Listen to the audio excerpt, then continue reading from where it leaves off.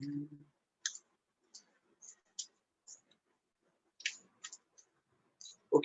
I request everyone to keep their videos on so that please आपके videos on रखिए.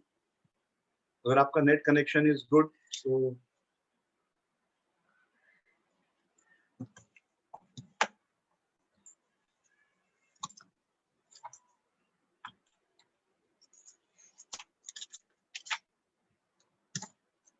एक quick क्या कहते हैं उसको, क्विक क्या रिव्यू करेंगे कि पिछली बार हमने क्या क्या सुना. सो 5वां चैप्टर कर्म योग, यानी कृष्ण भक्ति में कर्म करना, किस प्रकार चेतना को कृष्ण भावना भावित बनाकर अपना कर्म करना है. तो ये जो था ये इस अध्याय का नाम है. तो वास्तव में भक्ति द्वारा इस अध्याय में जो पूरा फोकस है भगवान का, वो बता रहे हैं कि हमको अपने हृदय में परिवर्तन लाना है, ना कि बाह्य परिस्थितियों में. हमें अपनी चेतना को, अपने मन को बदलना है, ना कि कपड़े को. तो अर्जुन पूछ रहे हैं कि संन्यास अच्छा है कि कर्मयोग अच्छा है. ये अर्जुन का प्रश्न था कि कर्मयोग अच्छा है कि संन्यास अच्छा है. संन्यास मतलब सब कुछ छोड़ देना, और कर्मयोग मतलब भगवान की भक्ति करना और साथ में अपना कर्म करते हुए भक्ति करना, कर्म के साथ भक्ति करना, अपना सांसारिक कर्म करते हुए. तो भगवान ने कहा कि दोनों अच्छा है, लेकिन हम जैसे लोगों के लिए, हम जैसे सांसारिक लोगों के लिए कर्म योग ज्यादा अच्छा है. हाँ, और फिर बताया उन्होंने, भगवान बताते हैं कि जो कर्म योगी वही असली सन्यासी है, क्योंकि वह न किसी चीज को पाने की इच्छा करता है, यो न दोष द्वेष्टि न कांक्षति, तीसरे श्लोक में. हाँ, निर्द्वंद्वी महाबाहो सुखम बंधात मुच्यते, और वह किसी भी चीज से आसक्त नहीं है. फिर भगवान चौथे पांचवें बता रहे हैं, चौथे और पांचवें श्लोक में कर्मयोग और संन्यास एक ही है, और केवल संन्यास लेना यह असंभव है. तो इस पर हमने बड़ी विस्तृत रूप से चर्चा की थी कि सिर्फ संन्यास लेना असंभव है. कोई भी व्यक्ति दुनिया को छोड़ नहीं सकता कि मैं सब कुछ छोड़ दूंगा और भजन करूंगा. एटलीस्ट हम लोगों के लिए तो असंभव है. हमें संसार में रहकर ही भक्ति करना है. तो इस प्रकार फिर भगवान अब बता रहे हैं 7 से 16 में कि कैसे निष्काम कर्मयोग किया जाए जो व्यक्ति को बंधन से मुक्त करता है. तो देखिए, जो रियल प्रॉब्लम है भगवत गीता में, the real problem is, Arjun को ये समस्या है कि मैं कर्म करूंगा तो फंस जाऊंगा, मुझे कर्म बंधन लगेगा. चाहे मैं क्षत्रिय का कर्म करूं, अगर मैं क्षत्रिय हूं तो अपने लोगों को मारना पड़ेगा, तो कुल धर्म का नाश होगा, और अगर कुल धर्म का पालन करूंगा तो क्षत्रिय धर्म टूट जाएगा. तो कर्म ही छोड़ देता हूं मैं और संन्यास लेकर जंगल में चला जाता हूं. इस प्रकार की अर्जुन की सोच थी कि मुझे कर्म बंधन लगेगा. तो प्रॉब्लम क्या है? कर्म बंधन. कि हम कर्म बंधन से कैसे बचें? तो एक सिंपल सा तरीका है, कर्म ही मत करो. राइट? अगर कोई कहे कि भाई कर्म करने में बंधन लगता है, क्या करूं? तो आप कहोगे कर्म बंधन, कर्म ही मत करो. जैसे कोई कहे कि मैं क्रिकेट खेलता हूं तो चोट लग जाती है, तो सिंपल सोल्यूशन है क्रिकेट ही मत खेलो. लेकिन नहीं नहीं, मुझे क्रिकेट तो खेलनी है. Then comes the higher solution. ठीक है, हेलमेट पहनो, हाथ में ग्लव्स पहनो, पैड्स पहनो. राइट? तब, क्योंकि आपको क्रिकेट नहीं छोड़ सकते आप क्रिकेट खेलना. लेकिन प्रॉब्लम है कि क्रिकेट खेलोगे तो चोट लग रही है, कभी आंख पे लग रही है, कभी कान पे, कभी सर पे, कभी पेट में. तो फिर क्रिकेट भी नहीं छोड़ना है और चोट से भी बचना है. तो फिर उसका सोल्यूशन होता है पैड पहन लो, ग्लव्स पहन लो, हेलमेट पहन लो अच्छे क्वालिटी का, और उसको धीरे धीरे इंप्रूव करो अच्छे से अच्छे क्वालिटी का. तो फिर चोट भी नहीं लगेगी और आप क्रिकेट भी खेल सकते हैं. तो उसी प्रकार अर्जुन की समस्या है कि मुझे कर्म बंधन नहीं चाहिए, कर्म करूंगा तो कर्म बंधन लगेगा. लेकिन भगवान बता रहे कि भाई बिना कर्म किए आप रह भी नहीं सकते. तीसरे चैप्टर में भगवान ही इसी चीज पे ज्यादा जोर दिए कि आत्मा इतना एक्टिव है कि वह बिना कुछ किए रह सकता ही नहीं. मैं इसी विषय पर सोच रहा था. Lazy God an active God. So like in our Bhagavatam, Bhagavad Gita and Bhagavatam describes about active God, busy God. Krishna is a busy God. बाकी जो गॉड का कंसेप्ट है, चाहे वेद में हो, कुरान में हो, बाइबल में हो, that is lazy God. Lazy God मतलब उन्होंने दुनिया बना दी, अब आराम कर रहे हैं। अब करोड़ों साल बाद जब दुनिया का प्रलय होगा तब वो फिर से किसी को स्वर्ग में भेजेंगे, किसी को नरक में, फिर बैठ जाएंगे आलसी जैसे। आप कुरान बाइबल में जो गॉड का कंसेप्ट देखेंगे तो this is the concept of God कि अल्लाह ने, खुदा ने या गॉड ने दुनिया बनाई, लोगों को बनाया, सूर्य चंद्रमा बनाया, सब कुछ 6 दिन में बना दिया, और उसके बाद अब उसको कोई काम नहीं है। अब सब लोग अपना काम कर रहे हैं, मर रहे हैं, जो कुछ भी हो रहा है। और अब जब प्रलय होगा 1000 करोड़ 100 करोड़ जितने भी समय के बाद, उसका भी कोई समय पता नहीं, उसके बाद फिर सब लोग अपने कब्र से उठ जाएंगे। इसलिए क्रिश्चियन और मुस्लिम कब्र में दफनाते हैं, और फिर अल्लाह या गॉड डिसाइड करेंगे कौन नरक में जाएगा, कौन स्वर्ग में जाएगा। उतने बीच में क्या कर रहा है गॉड, मतलब क्रिश्चियंस और मुस्लिम्स का गॉड, या एज पर क्रिश्चियन और मुस्लिम कंसेप्ट के हिसाब से लेजी बैठा है, कुछ काम नहीं उसको। बट हमारे कृष्णा कितने बिजी गॉड है, उनको सुबह उठकर ही दोस्तों के साथ पिकनिक के लिए जाना है, फिर सुबह उठकर माँ का मक्खन भी चुराना है, फिर सुबह उसके बाद गैयों को चराने लेकर जाना है, गैयों को चराते चराते इधर गोपियों का माखन भी चोरी करना है, बड़ी गोपियों का, और जो छोटी गोपियां हैं उनको रास्ते में रोक कर उनका माखन, लड्डू और जो मालपुए घी वो सब भी लूटना है। उसी बिजी स्केड्यूल में दिन के समय राधा रानी के साथ राधा कुंड भी जाना है, नाचना है, गाना है, और फिर यहाँ अगर दोस्तों के साथ खेलना भी है, और किसी असुर को भी मारना है। तो दिन तो ऐसे चला गया, रात को फिर वापस आने के बाद सब दोस्तों के साथ बैठकर, माता पिता के साथ बैठ के प्रसाद लेना है, भोजन करना है, और फिर वापस नाइट शिफ्ट, और सब गोपियों के साथ रास खेलना है।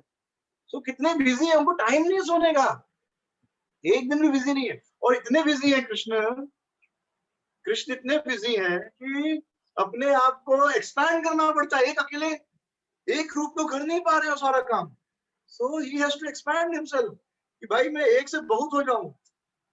तो फिर रासलीला में करोड़ों करोड़ों अनलिमिटेड फॉर्म में एक्सपैंड कर लेते हैं। एंड देन द्वारका में 16,108 रुपए एक्सपैंड करके सब रानियों के साथ हैं, उसके अलावा युद्ध में भी है। So like that you see Krishna is so busy. और अगर आप सोल का नेचर देखोगे, सो सोल इतना एक्टिव है कि जब हम सोते हैं तो इवन सोने के समय भी मन कुछ ना कुछ सोचते रहता है, कुछ ना कुछ सपना देखते रहते हैं हम। तो सोचिए सोते वक्त भी आपका आत्मा निष्क्रिय नहीं है, it's constantly doing doing something. क्योंकि अगर आत्मा कुछ नहीं करेगा सोते के वक्त तो हमारा शरीर मर जाएगा। हार्ट ब्लड सर्कुलेशन हो रहा है, फेफड़े काम कर रहे हैं, लीवर काम कर रहे हैं, नहीं कोई नहीं सो रहा है, यानी आत्मा एक्टिव है। तो जो आत्मा इतना एक्टिव है, पॉइंट वन, वो मरने के बाद इनएक्टिव कैसे हो जाएगा? यानी मर गए, कफन में दफना दिया, वो ऐसे इनएक्टिव पड़ा है, इम्पॉसिबल। हाँ, इस जीवन में तो ऐसा दिखता नहीं, सोने के बाद भी हम एक्टिव हैं। अब सोचिए जो आत्मा का स्रोत है यानी परम आत्मा, वो कितना एक्टिव होगा, वो भी तो इनएक्टिव नहीं हो सकता ना। तो ये कंसेप्ट की ऊपर वाले ने, जिसे आप अल्लाह कहिए, गॉड कहिए, कुछ भी, उसने दुनिया बना दी, अब वो बैठा हुआ है, उसको कुछ काम तो है नहीं अब, क्योंकि ना उसके माता है, ना पिता है, ना दोस्त है, ना यार है, ना बंधु है, तो करेगा क्या, चुपचाप बैठा है। और फिर अंतिम में जब फाइनल क्या बोलते हैं, रिसर्क्शन, यानी प्रलय होगा, उसके बाद फिर जब पुण्यात्मा पापात्मा लोगों को जजमेंट देंगे, तुम स्वर्ग तुम नरक, फिर काम खत्म, फिर उसके बाद अनंत समय तक क्या करेंगे उसका कोई गारंटी नहीं। In Krishna is so busy, उनके पास टाइम ही नहीं है, he has to expand himself. So this proves he is god. कभी कभी होता है ना, मतलब अभी तो नहीं, but like when we were small, तो उसमें DD1 पहले एक ही चैनल था, बाद में DD2 आया, दूरदर्शन 2, चैनल नंबर 2। तो उसमें आता था जबान संभाल के, और देख भाई देख एंड ऑल दिस, और एक सुपर हिट मुकाबला, बचपन का यादें आपको ताजा हो गया होगा। तो ये सब आता था 8:30 बजे के आसपास, और उस समय DD1 पर आते थे न्यूज, और पिताजी न्यूज खोलते थे, तो यानी मन में चाहकर भी इच्छा नहीं देख सकते थे, बड़ा नहीं, वो तो लिमिटेशन हो गया। लेकिन कभी कभी होता था DD1 पर अच्छी मूवी आ रही है और DD2 पर अच्छा सीरियल आ रहा है, अब मन कर रहा है दोनों करना है, लेकिन आप दोनों तो नहीं कर सकते। या तो आप अच्छी मूवी देखो या अच्छा सीरियल देखो, एक टाइम पे आप एक ही चैनल देख सकते हैं। तो उस समय मन में इच्छा होती थी काश मैं दो हो जाऊं और एक एक शरीर से, एक मन से मूवी एंजॉय करूं और एक से क्रिकेट एंजॉय करूं। But not possible, we are limited. हाँ, लेकिन कृष्ण का ऐसा पाबंदी नहीं है, he can expand himself unlimitedly, और सबसे साथ unlimitedly he can enjoy. That is God, right? उसको कोई रिस्ट्रिक्शन नहीं है। So we should be convinced, पूरा कन्विक्शन होना चाहिए हमको कि कृष्ण भगवान है। किसी भी स्थिति में, फिलोसफिकली, साइंटिफिकली, लॉजिकली, जो भी स्थिति से, we should be convinced that Krishna is the supreme personality of Godhead without second. उनके अलावा कोई भगवान हो ही नहीं सकता। तो सोल इतना एक्टिव है, कृष्ण अर्जुन को यही बात बता रहे हैं कि सोल बहुत एक्टिव है, सोल बिना कुछ किए रह ही नहीं सकता, तो कर्म तो करना पड़ेगा। So back to the point, point one, कि अर्जुन को डर है कर्म बंधन लगेगा। इजी सोल्यूशन है कर्म मत करो, बट नॉट पॉसिबल, क्योंकि बिना कर्म के हम रह नहीं सकते। तब अब कृष्ण हायर सोल्यूशन दे रहे हैं। जैसे क्रिकेट भी खेलना है और चोट से भी बचना है, तो higher solution, helmet, pads, gloves, बहुत सारी चीजें पेट पे भी रख लेते हैं ताकि पेट पे नहीं लगे बांध के। तो भगवान बता रहे हैं कि 7वें श्लोक से लेकर 16वें तक ऑलमोस्ट, योग युक्त विशुद्धात्मा विजितात्मा जितेन्द्रिय सर्वभूतात्म भूतात्मा कुर्वन्नपि न लिप्यते। योग युक्त, अब यहाँ पर देखिए 7वें से 12वें श्लोक तक योग युक्त की परिभाषा दे रहे हैं। योग युक्त कौन होता है? तो छठा जो श्लोक था, छठे श्लोक में भगवान, मैंने आप लोगों ने अंडरलाइन किया होगा, छठे श्लोक में मैंने बताया था, आप लोगों ने किया अंडरलाइन? हाँ, छठे श्लोक में योग युक्तो मुनिर ब्रह्मा, संन्यास महाबाहो दुःखमाप्तुम् अयोग्यतः योग युक्तो मुनिर ब्रह्मा न चिरेणाधिगच्छति। तो यहाँ पर भगवान कह रहे हैं कि केवल संन्यास अस्तु तु महाबाहो, केवल संन्यास लेकर दुखम आप्तुम अयोग्यतः, कोई संन्यास ले लेकिन भक्ति नहीं करे तो वो दुखों से मुक्त नहीं हो सकता। लेकिन योग युक्त व्यक्ति जो है, मुनिर ब्रह्मा न चिरेण चिरेण आदि गच्छति, लेकिन जो योग युक्त है, जो भगवान की भक्ति में लगा है, वो भगवान को पा लेता है तुरंत। तो ये योग युक्त शब्द आप सबने अंडरलाइन किया था, और यही दो क्वेश्चन था, योग युक्त कौन है और उसके सिम्टम। दो क्वेश्चन मैंने पिछली बार दिए थे, आई होप आप सबने उसके ऊपर ऐसे लिखा होगा। सो अब योग युक्त का वर्णन भगवान कर रहे हैं कि आप कर्म के बिना तो नहीं रह सकते, लेकिन कर्म तो करना पड़ेगा, लेकिन कैसे करना है? विद हायर कॉन्शियसनेस, ठीक है। तो फिर 13 से 16 श्लोक में, सो लाइक 12th श्लोक में भगवान समराइज करते हैं ये जो सेक्शन है 12th श्लोक में, योग युक्त का जो है 12वें श्लोक में। हाँ, युक्तः कर्म फलम त्यक्त्वा शान्तिमाप्नोति नैष्ठिकीम् युक्तः कर्म कारेण फले सक्तो निबध्यते। The steadily devoted soul attains unadulterated peace because he offers the result of his activities to me. Whereas a person who is not in union with the divine, who is greedy for the fruit of his labor, become entangled. तो भगवान कह रहे हैं कि जो अपने कर्मों का फल मुझे अर्पित करता है वह सुखी रहता है, और हमको सुखी रहना है। फॉर्मूला क्या है? अपने कर्मों का फल कृष्ण को अर्पित किया। लेकिन जो अपने कर्मों का फल खुद चाहता है, वह व्यक्ति बंध जाता है कर्म बंधन में, क्योंकि अब आप जिम्मेदार हो। तो ये भगवान इस प्रकार बताते हैं। देन 13 चैप्टर भगवान बता रहे हैं 13वें श्लोक में कि 9 द्वार के शरीर में कैसे हम सुखी रह सकते हैं। तो आत्मा, प्रकृति और भगवान, इन तीनों का क्या कार्य है, ये हमने पिछली बार सीखा। 3 प्रकार की कर्ता कौन है? एक तो आत्मा कार्य करता है, फिर एक के शरीर, नेचर, और तीसरा परमात्मा या भगवान। तो हमने आपको साइकिल भी दिखाया था, इफ यू रिमेम्बर,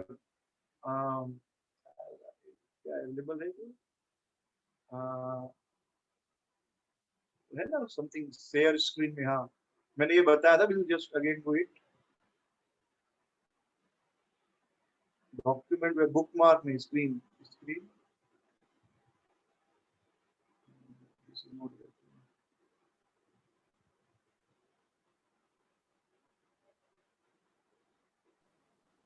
तो ये आपने ड्रॉ किया था। शेयर व्हाइट बोर्ड, या हो गया। सो ये है सोल आपका, सोल यानी आप। ओके, पेन कहाँ गया? पेन कहाँ से मिलेगा भैया? हाँ, पेन। ये आपका हो गया सोल, ये हो गया सुपर सोल, और ये हो गया मटेरियल नेचर यानी भौतिक प्रकृति। ठीक है, तीन चीज समझ में आया? ये आप हो, ये भगवान, और ये प्रकृति। तो जब हम कहते हैं कि हम कुछ नहीं करते, इसका क्या मतलब है? इसका मतलब है कि ये जो मटेरियल नेचर, भौतिक प्रकृति हमारे कहने पर काम नहीं करती है। ऐसे नहीं होता ये, हमने कुछ चाहा और हो गया, ऐसे नहीं है। ठीक है, हम कुछ इच्छा करते हैं तो ये डायरेक्शन में करते हैं। यानी हमने कुछ इच्छा किया तो सुपर सोल को मिला, फिर सुपर सोल ऑर्डर देगा मटेरियल नेचर को, हाँ करो, फिर मटेरियल नेचर जो है करेगा हमारे लिए। लेकिन ये जो है सुपर सोल का प्रोसेस इतना फास्ट है कि हमको लगता है कि वो तो बीच में है ही नहीं। तो हमको लगता है वो बीच में है नहीं, तो हमको लगता है कि जो मटेरियल नेचर है हमारे कंट्रोल है। मटेरियल नेचर यानी बॉडी अभी के लिए पकड़ लीजिए, ये हमारा मटेरियल नेचर शरीर हो गया, ये आत्मा, और ये आप भगवान, ये हम, ये भगवान, और ये शरीर। तो शरीर सीधे हमारे काम कंट्रोल में नहीं है, देखिए सीधे हमारे कंट्रोल में नहीं है। हमारे कंट्रोल में क्या? हमारा डिजायर, हमारा इच्छा। हम डिजायर करते हैं, सुपर सोल सैंक्शन करता है, अनुमति देता है, ठीक है भाई अलाउड किया, आप कर सकते हो। तब मटेरियल नेचर जाकर करता है वो चीज। आप डायरेक्ट अपने शरीर को कंट्रोल नहीं कर सकते, जबकि हमको लगता है कि हम ये कर रहे हैं। क्लियर है ये? हो दिस इज क्लियर। कहाँ गया, पीछे कैसे जाए? क्लियर है? सबको समझ में आ रहा है? तो भले आपको लगे कि आप ये शरीर ये आपके कंट्रोल में है, बिल्कुल गलत। ये शरीर आपके कंट्रोल में नहीं है। और प्रूफ मैं बोलता हूँ, आपको अगर लगता है शरीर आपके कंट्रोल में है तो आपके बाल सफेद क्यों हो रहे हैं? अगर आपको लगता है आपका शरीर आपके कंट्रोल में तो आपको हार्ट में ब्लॉकेज क्यों हो रहे हैं? अगर आपको लगता है आपका शरीर आपके कंट्रोल में है तो किडनी में स्टोन क्यों हो रहे हैं? आप बीमार क्यों पड़ रहे हो? अगर आपको लग रहा है आपका शरीर आपके कंट्रोल में है तो आपका जो है डाइजेशन अच्छा क्यों नहीं है? कब्ज क्यों हो रहा है? लूज मोशन क्यों हो रहा है? इसका मतलब आपके कंट्रोल में नहीं है। और जो थोड़ा बहुत कंट्रोल हमें लगता है कि हमारे कंट्रोल में, वो भी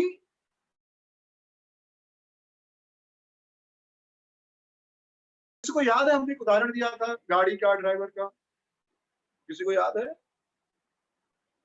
गाड़ी और ड्राइवर का उदाहरण दिए थे हम लोग। सो यस योगेश, ये तो जब तक हम लोग मतलब आपने उदाहरण में ये कहा था कि एक बार आप गाड़ी में चढ़ जाते हो तो गाड़ी अपने आप चलती है, मतलब वो अपने रूट से चलती है, उसके बाद आपका कंट्रोल खत्म हो जाता है। तो गाड़ी चूज करना, मतलब कौन सी गाड़ी में चढ़ना है, ये आपके कंट्रोल में है। रादर देन एक बार गाड़ी में चढ़ जाओ तो बाद में फिर वो मटेरियल नेचर या वो गाड़ी कंट्रोल करती है, रादर देन आप नहीं कंट्रोल करते हो।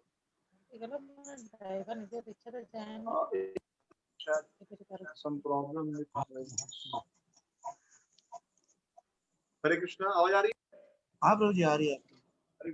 हाँ ठीक है, या सो सॉरी मैं आपका एग्जांपल सुन नहीं पाया, you can repeat it. Yes okay, तो बेसिकली मैं यही कह रहा था कि लास्ट टाइम का एक डिस्कशन में मेरे को याद है कि शायद वो चंडीचरण प्रभु के डिस्कशन में था या कभी, तो जिधर आपने एक्सप्लेन किया था कि गाड़ी चूज करना अपने हाथ में है।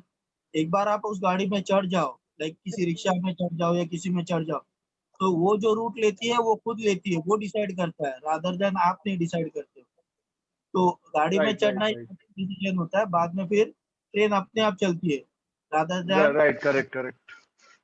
से जैसे आप फ्लाइट में, कौन सी फ्लाइट बैठना है वो आपके हाथ में। एक बार फ्लाइट में आप बैठ गए, सो वो फ्लाइट फिर आपके कंट्रोल में कुछ नहीं। अगर वो बॉम्बे टू दिल्ली फ्लाइट है और आप बैठ गए तो फिर आपको दिल्ली ही उतरना है, फिर वहां पे आपका कोई कंट्रोल नहीं। लेकिन फ्लाइट कौन सा चूज करना है वो आपके कंट्रोल में। पर मैं यहाँ पर जो एग्जांपल दे रहा हूँ, तीन प्रकार की करता, वहां मैंने एग्जांपल दिया था कि समझो आप एक गाड़ी में बैठे हैं, आपने ओला बुक की, फिर आप ओला ड्राइवर से कहते हैं कि लेफ्ट लेना, वो लेफ्ट ले लेता है। आपके तो राइट लेना तो राइट ले लेते हो। तो आपको ऐसा लग रहा है कि गाड़ी आपके हिसाब से चल रही है, लेकिन एक्चुअली गाड़ी आपके हिसाब से नहीं चल रही है, गाड़ी ड्राइवर के हिसाब से चल रही है। ड्राइवर आपकी बातों को सुनकर लेफ्ट राइट कर रहा है। अगर ड्राइवर के पास अथॉरिटी है, वो बोलेगा नहीं लेफ्ट लूंगा, तब गाड़ी लेफ्ट नहीं जाएगी। समझ में आ रहा है? तो वैसे ही परमात्मा जो है शरीर का ड्राइवर है मेन। तो परमात्मा डिसाइड करते हैं, हम उनको बोलते हैं कि हमको ये काम करना है, फिर परमात्मा देखते हैं कि ये आदमी के पास वो सैंक्शन है कि नहीं, उतना कर्म है कि नहीं, पुण्य या पाप जो भी, जिसके कारण ये यह कार्य कर सकता है या नहीं कर सकता है।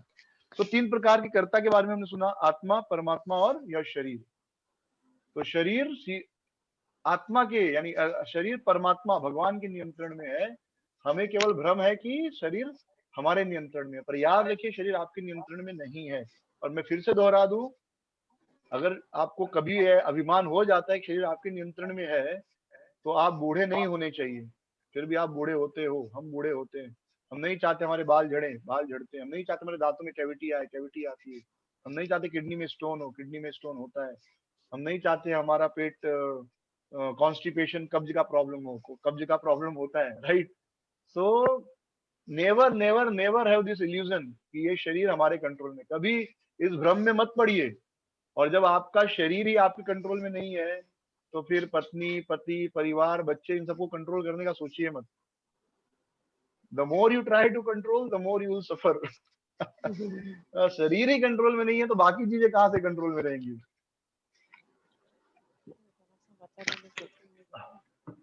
ओके, फिर 17वें श्लोक से 29वां, ये जो श्लोक था हम लोग डिस्कस कर रहे थे 17 to 19, कि अब हमको मुक्ति कैसे मिले, जो कि अर्जुन का मूल समस्या था। कर्म बंधन नहीं चाहिए, बंधन नहीं चाहिए मतलब मुक्ति चाहिए। सो 17वां डिस्कस किया था, 17वां डिस्कस किया था। 17वां श्लोक है, तद बुद्धयस्तदात्मानस् तन्निष्ठास्तत्परायणाः गच्छन्ति पुनरावृत्तिं ज्ञान निर्धूत कल्मषः। तद बुद्धयस्तदात्मानस्, तद बुद्धयस, बुद्धयस मतलब बुद्धि, तद आत्मानस, और उसकी आत्मा। आत्मा का बहुत सारा अर्थ लिया जाता है। कभी कभी आत्मा का अर्थ मन भी होता है, कभी कभी आत्मा का मन शरीर भी होता है, कभी कभी आत्मा का मन आत्मा भी होता है, कभी कभी आत्मा का मन बुद्धि भी लिया जाता है, और कभी आत्मा मतलब आत्मा ही। लेकिन यहाँ पर आत्मा का अर्थ है मन, ठीक है, इस श्लोक में। तद बुद्धयस तद आत्मानस, तो जिसकी बुद्धि और जिसकी आत्मा यानी जिसका मन, तन्निष्ठा, तन्निष्ठा मतलब जिसकी निष्ठा, जिसकी श्रद्धा, तत्परायण, परायण मतलब किसी को समर्पित होना। किसे समर्पित है? मुझे समर्पित है। तत्परायण गच्छन्ति अपुनरावृत्तम, वह अपुनर, पुनर मतलब फिर से, आवृत्तम आता है, तो वो ऐसी जगह चला जाता है जहां से अपुनर यानी फिर से आना नहीं पड़ता, उसके सारा हृदय शुद्ध हो जाता है। ज्ञान निर्धूत कल्मषः, कैसे? ज्ञान द्वारा। तो भगवान इस श्लोक में बता रहे हैं कि हमें अपनी बुद्धि, अपना मन, अपनी निष्ठा, तत्परायण, परायण होना चाहिए। लिखते ना हरि भक्ति परायण, आप पढ़े होंगे, बड़े बड़े बैनर लगते हैं, ह ब प, और फिर किसी साधु का नाम। तो मुझे तो पता नहीं था, ऐसे ही शायद कोई भक्त साथ में थे, बोले ह भ प मतलब हरि भक्ति परायण, और मजाक में लोग बोलते हैं हलवा भाजी पूरी। तो एनीवे हर चीज का मजाक बनाया जा सकता है। तो ह को हलवा, भ से भाजी, प से पूरी, लेकिन एक्चुअली उसका मीनिंग है हरि भक्ति परायण। तो जो परायण है, किसको परायण है? कृष्ण को, भगवान को। वैसे व्यक्ति का जो है हृदय पूरी तरह शुद्ध हो जाता है। क्लियर है ये? अब 18वां श्लोक, ये भी डिस्कस किया था, तो फास्ट डिस्कस करेंगे। विद्या विनय संपन्ने ब्राह्मणे गविहस्तनि शुनि चैव स्वपाके च पंडितः समदर्शिनः। विद्या विनय संपन्ने, वह व्यक्ति जो विद्या और विनय, विद्या मतलब ज्ञान, विनय मतलब नम्रता, तो जिस व्यक्ति के पास ज्ञान है,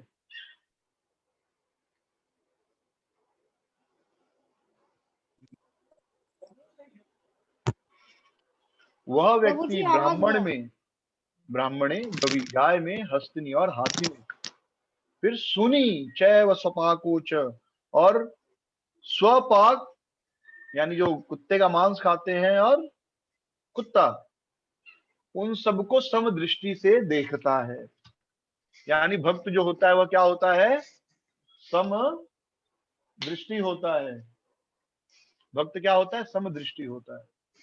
तो हमको याद रखना चाहिए, भक्त समदृष्टि होता है लेकिन समव्यवहारी नहीं होता। समझ में आ रहा है चीज?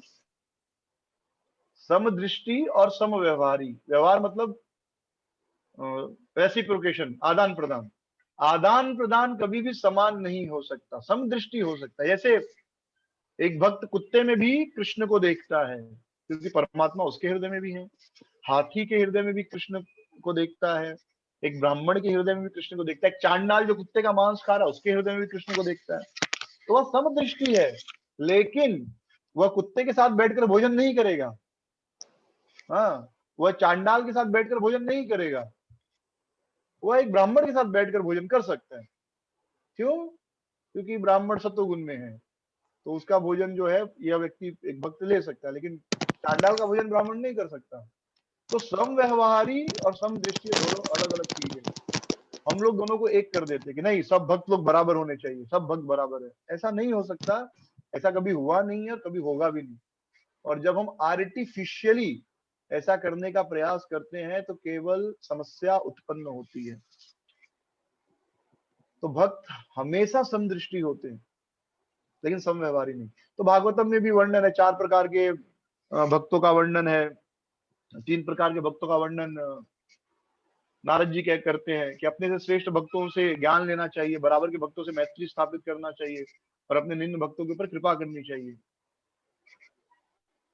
तो उपदेशामृत में रूप गोस्वामी बताते हैं, प्रेम मैत्री कृपा अपेक्षा यत करोति स मध्यमा, कि वो भगवान से प्रेम करता है, प्रेम मैत्री, अपने से श्रेष्ठ भक्तों से मित्रता रखता है, प्रेम मैत्री कृपा, अपने से छोटे जो नए भक्त हैं उनके ऊपर कृपा करता है, और जो ईर्ष्यालु भक्त हैं उनसे उपेक्षा, उनसे दूर रहता है। उनको भी वो भक्त के रूप में देख रहा है लेकिन कीप अ सेफ डिस्टेंस, दूर रहता है। हाँ, उपेक्षा, क्योंकि उनके साथ आकर वो ईर्ष्या का गुण हमारे अंदर भी आएगा और हम भी राग द्वेष में बंध जाएंगे, तो उपेक्षा। लेकिन वह उनके अंदर भी कृष्ण को देखता है, मन से उनको भी प्रणाम करता है, लेकिन डिस्टेंस रखता है। प्रेम मैत्री कृपा अपेक्षा यत करोति स मध्यमा, तो बड़ा आवश्यक है। तो समदृष्टि हो सकते हैं पर समव्यवहारी नहीं। ये भक्ति में अगर आगे बढ़ना है तो याद रखिए। आप ये नहीं बोल सकते नहीं वो भी तिलक लगाया है, कंठी माला है, तो मैं भी साथ में रहूंगा, तो उनके साथ भी रह सकते हैं, रहिए, कोई प्रॉब्लम नहीं है। पर अगर वह भक्त भक्ति में आपको योगदान नहीं दे रहा है तो फिर आप भक्ति में डिग्रेड होंगे। अगर वो भक्त भक्ति के स्टैंडर्ड्स को अच्छे से फॉलो नहीं कर रहा है तो आप भक्ति में डिग्रेड होंगे, आपके ऊपर बुरा प्रभाव पड़ेगा। तो आपको उसके अंदर भगवान को देखना है, भक्त है, कृष्ण का भक्त है, कृष्ण का नाम जप कर रहा है, ये देखना है, लेकिन उससे डिस्टेंस रखना है, सम व्यवहारी नहीं होना है। ठीक है, सो यहां तक हमने डिस्कस किया था ना। अभी हम लोग आगे डिस्कस करेंगे ब्राह्मण प्लेटफॉर्म। जब भी 6 बजेगा ना तो कोई थोड़ा मैसेज भेज दीजिएगा, हाथ तो उठा दीजिएगा, नहीं तो बार बार घड़ी देखना पड़ रहा है, तो मैं आराम से।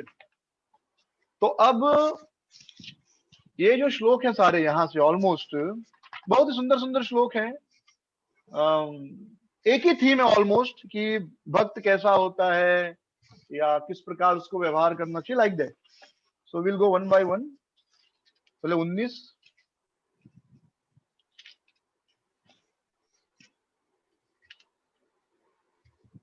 इहेव तेर्जितः सर्गो येषां साम्ये स्थितं मनः निर्दोषम ही समम ब्रह्मा तस्माद् ब्रह्माणि ते स्थितः। जब से रोज 1 महीना श्लोक का रिसाइटेशन किया तब से मेरा संस्कृत थोड़ा अच्छा हो गया है, यानी श्लोकों को अच्छे से पढ़ पा रहा हूँ, क्योंकि अच्छे से पढ़ाना था ना तो ध्यान से, नहीं तो श्लोकों में गलती करता था, मात्रा आगे आगे पीछे कर लेता था, लेकिन काफी इंप्रूव हो गया उसकी वजह से। क्योंकि पहले खुद एक बार प्रैक्टिस करना होता था। सो 19वें श्लोक में भगवान बता रहे हैं, इहेव तेर्जितः सर्गो येषां साम्ये स्थितम मनः निर्दोषम ही समम ब्रह्मा तस्माद ब्रह्मणि ते स्थितः। Those whose minds are established in sameness and equanimity have already conquered the condition of birth and death. They are flawless like Brahman and thus they are already situated in Brahman. तो भगवान यहाँ बता रहे हैं कि जो जिनका मन एशाम साम्य स्थितः मनः, जिनका मन समान है हर स्थिति में। देखिए बाह्य रूप से हम व्यवहार अलग अलग सबसे कर रहे हैं, लेकिन आंतरिक रूप से मन से हम सबके लिए समान व्यवहार रख रहे हैं। मन से, बाह्य रूप से सबसे समान व्यवहार नहीं कर सकते, लेकिन मन से हम सबको इस रूप में देख सकते कि हर व्यक्ति भगवान का भक्त है। तो जिसका मन इस प्रकार स्थिर है, किस प्रकार कि ये संसार नश्वर है, यहाँ का लाभ पूजा प्रतिष्ठा सुख दुख सब क्षण भंगुर है। सुख भी क्षण भंगुर है और दुख भी क्षण भंगुर है, थोड़े समय के लिए। इस प्रकार जब वो इक्वानिमिटी को प्राप्त करता है, जब वो समता को प्राप्त करता है, समत्व को, तो ऐसा व्यक्ति परम भगवान को पा चुका है। तो ये श्लोक आपको भगवद गीता में बहुत बार मिलेंगे, लाइक 2.15 है, फिर आगे के बहुत सारे श्लोक में, तीसरे चैप्टर में, हर जगह ऐसा श्लोक मिलेगा। जिसका मन स्थिर है, जो सम है, लाइक 2.18 भगवान कहते हैं सुख दुखे समय कृत्वा लाभा लाभो जया जयो तथो युद्धाय युज्यस्व नैवं पापम वाप्यसि। तो भगवान हर जगह सम होने की बात कर रहे हैं। तो ये सम होने का मतलब व्यवहार में सम नहीं, पर मानसिक रूप से, कॉन्शियसनेस वाइज हमको सबके लिए समान होना चाहिए। और हम कैसे समान हो सकते हैं? जब हम एक चीजें समझेंगे कि हर जीव कृष्ण का अंश है, जीवेर स्वरूप है कृष्णेर नित्यदास। लाइक एक दिन मैं जप कर रहा था, मैं सबसे पीछे बैठता हूँ, सब आगे बैठते हैं, तो मुझे सब दिखाई देते हैं। तो ऐसे ही जप करते करते किसी भक्त को देखा और कुछ ख्याल आया मन में, सब निगेटिव थॉट्स। फिर मेरे मन में दूसरा ख्याल आया उसके बाद तुरंत कि एक्चुअली देखा जाए तो ये जो है ये भक्त भगवान विष्णु का भक्त है और ये विष्णु दूत है। इस समय भूल गया है और मैं भी भूल गया हूँ, दोनों भूल गए एक्चुअली।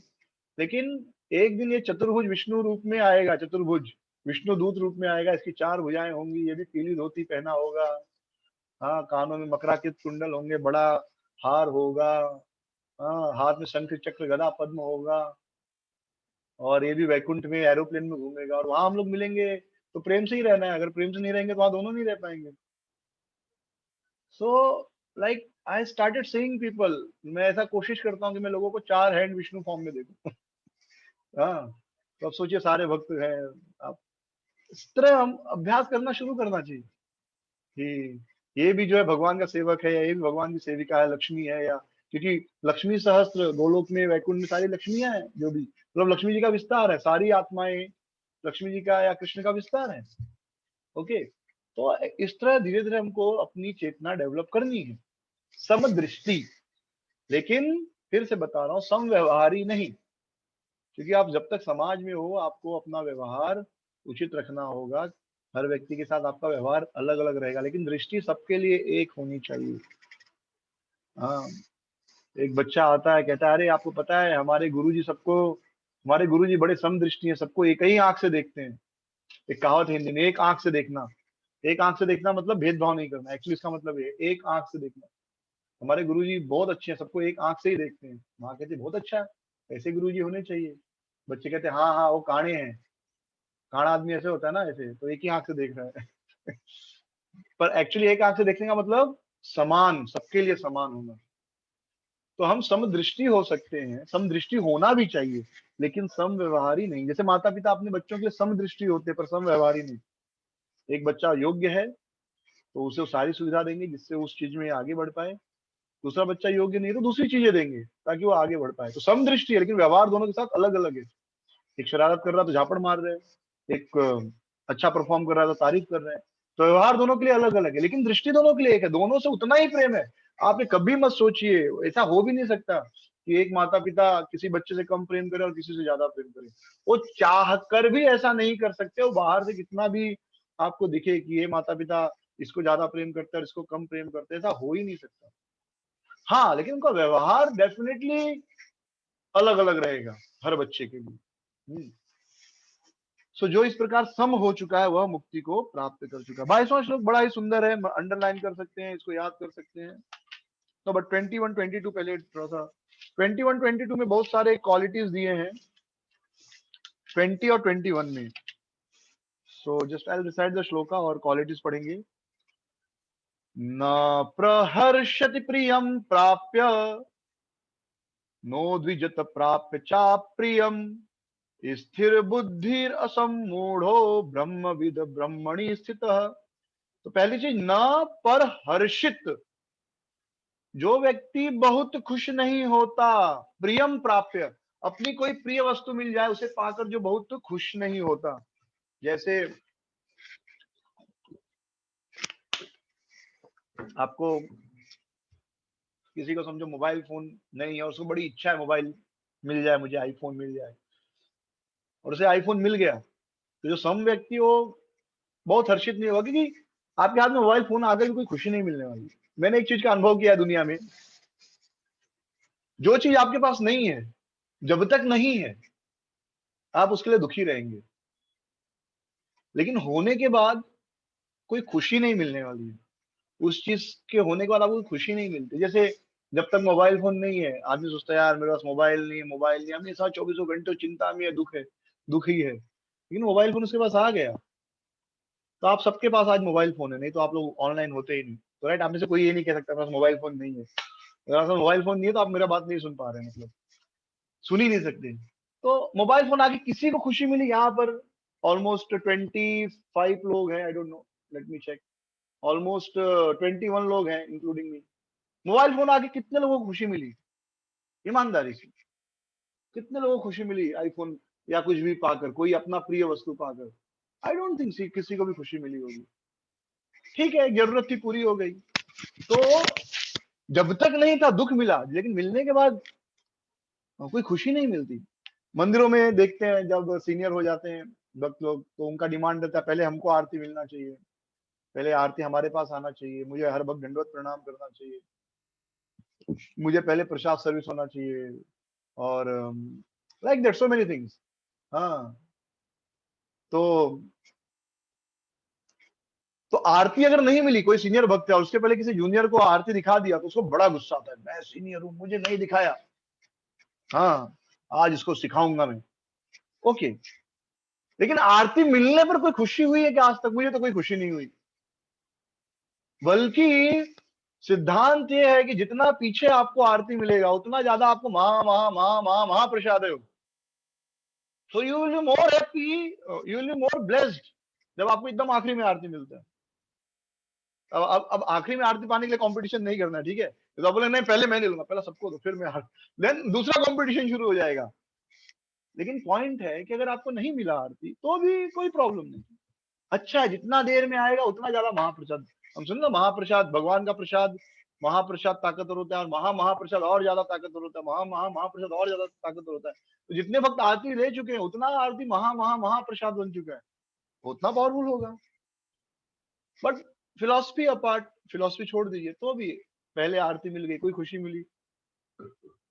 समझो एक जगह 10 लोग हैं, 9 लोगों को हार पहनाया, आपको हार नहीं पहनाया, बहुत बुरा लगेगा, लिटरली बहुत बुरा लगेगा, बहुत दुख होगा। लेकिन हार पहनाया तो कोई खुशी मिलेगी उससे, कुछ लाइफ में चेंज आएगा? कुछ नहीं, जो माइंड है वो तो वही है। सो ये इस भौतिक जगत का स्वभाव है जो मैंने इतने सालों में अनुभव किया, कि जब तक कोई चीज नहीं है तब तक वो दुख देती है, लेकिन मिलने के बाद खुशी नहीं देती। ये याद रखिए, कोई भी चीज मिलने के बाद खुशी नहीं देती। जो लोग लव मैरिज करते हैं, प्रेम में शादी करते हैं, बोले ये लड़की चाहिए, ये लड़की से शादी।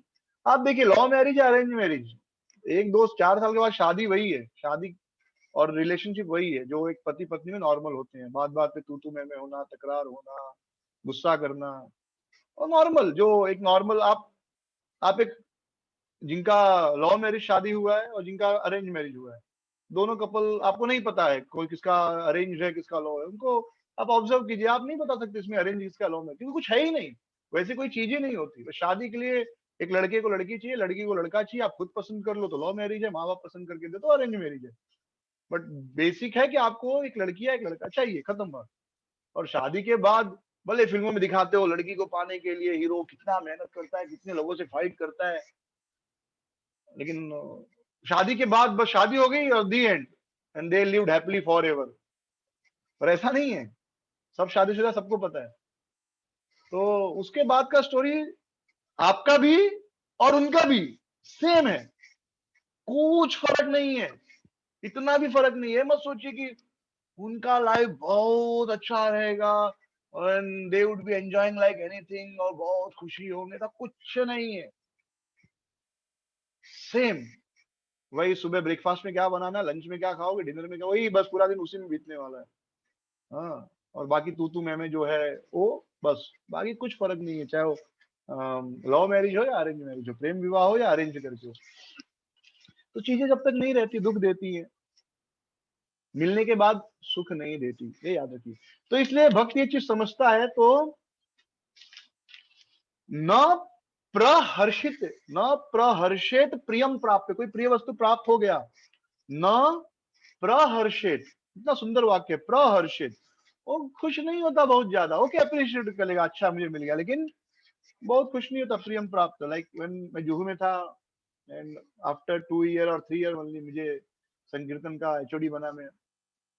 और जुहू का संकीर्तन डिपार्टमेंट बहुत बड़ा है, ऑलमोस्ट 40 लोग हैं, 40 के करीब टोटल डिवोटी है, स्टाफ है, बड़ा गोडाउन है, हर साल का 2 करोड़ का टर्नओवर था 2005 में।